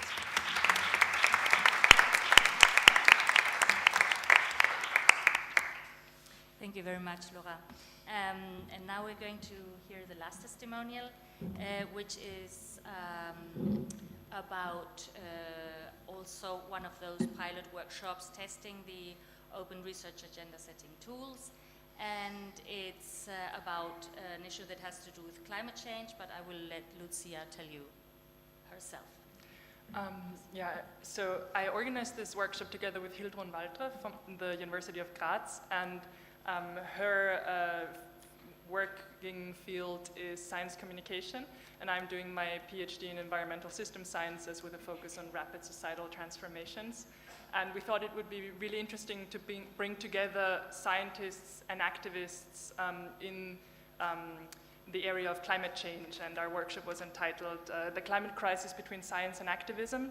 Since this has been a topic that has been discussed a lot in academic papers, but also sort of in popular debates on the overlaps and interlinkages between climate activism and climate science, and how far are scientists allowed to go in their science communication or their appeals, their outreach. And also because climate activists are key recipients, multipliers, but also producers of scientific outputs surrounding the climate crisis. We had a World Cafe format, which is a very sort of low entry barrier, informal and relaxed event where there's coffee and there's cake and you sit together on small group tables.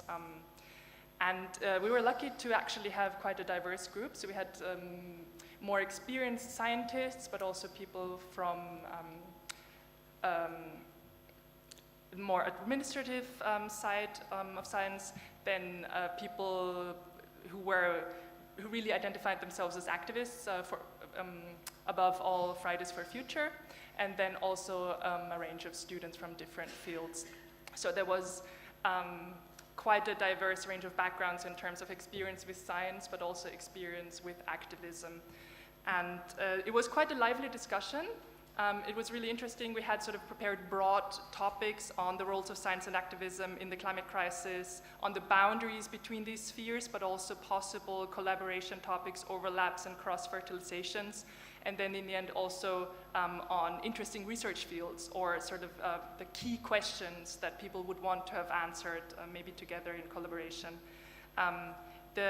Like I said, it was a really nice atmosphere, but there was also it wasn't always of the same opinion.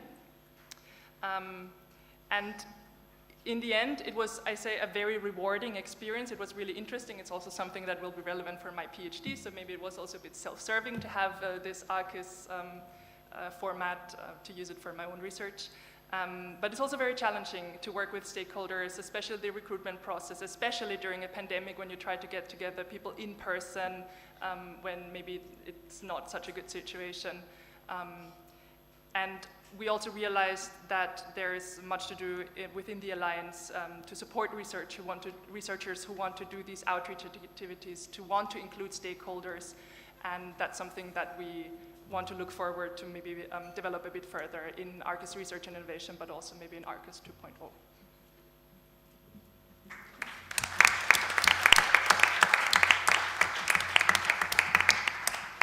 Thank you very much to all of you. Well, I think that since it's late already, we're going to, without further ado, go over to lunch. Thank you very much for the testimonials and for your attention. Yeah. Thank you very much. Just an announcement. Thank you very much to the presenters. You know that we will run parallel meetings in the afternoon. So the lunch is in the patio, but at 20 to 3, there will be volunteers to bring you in the room. So look for volunteers at 20 to 3, okay? Not to miss the parallel session.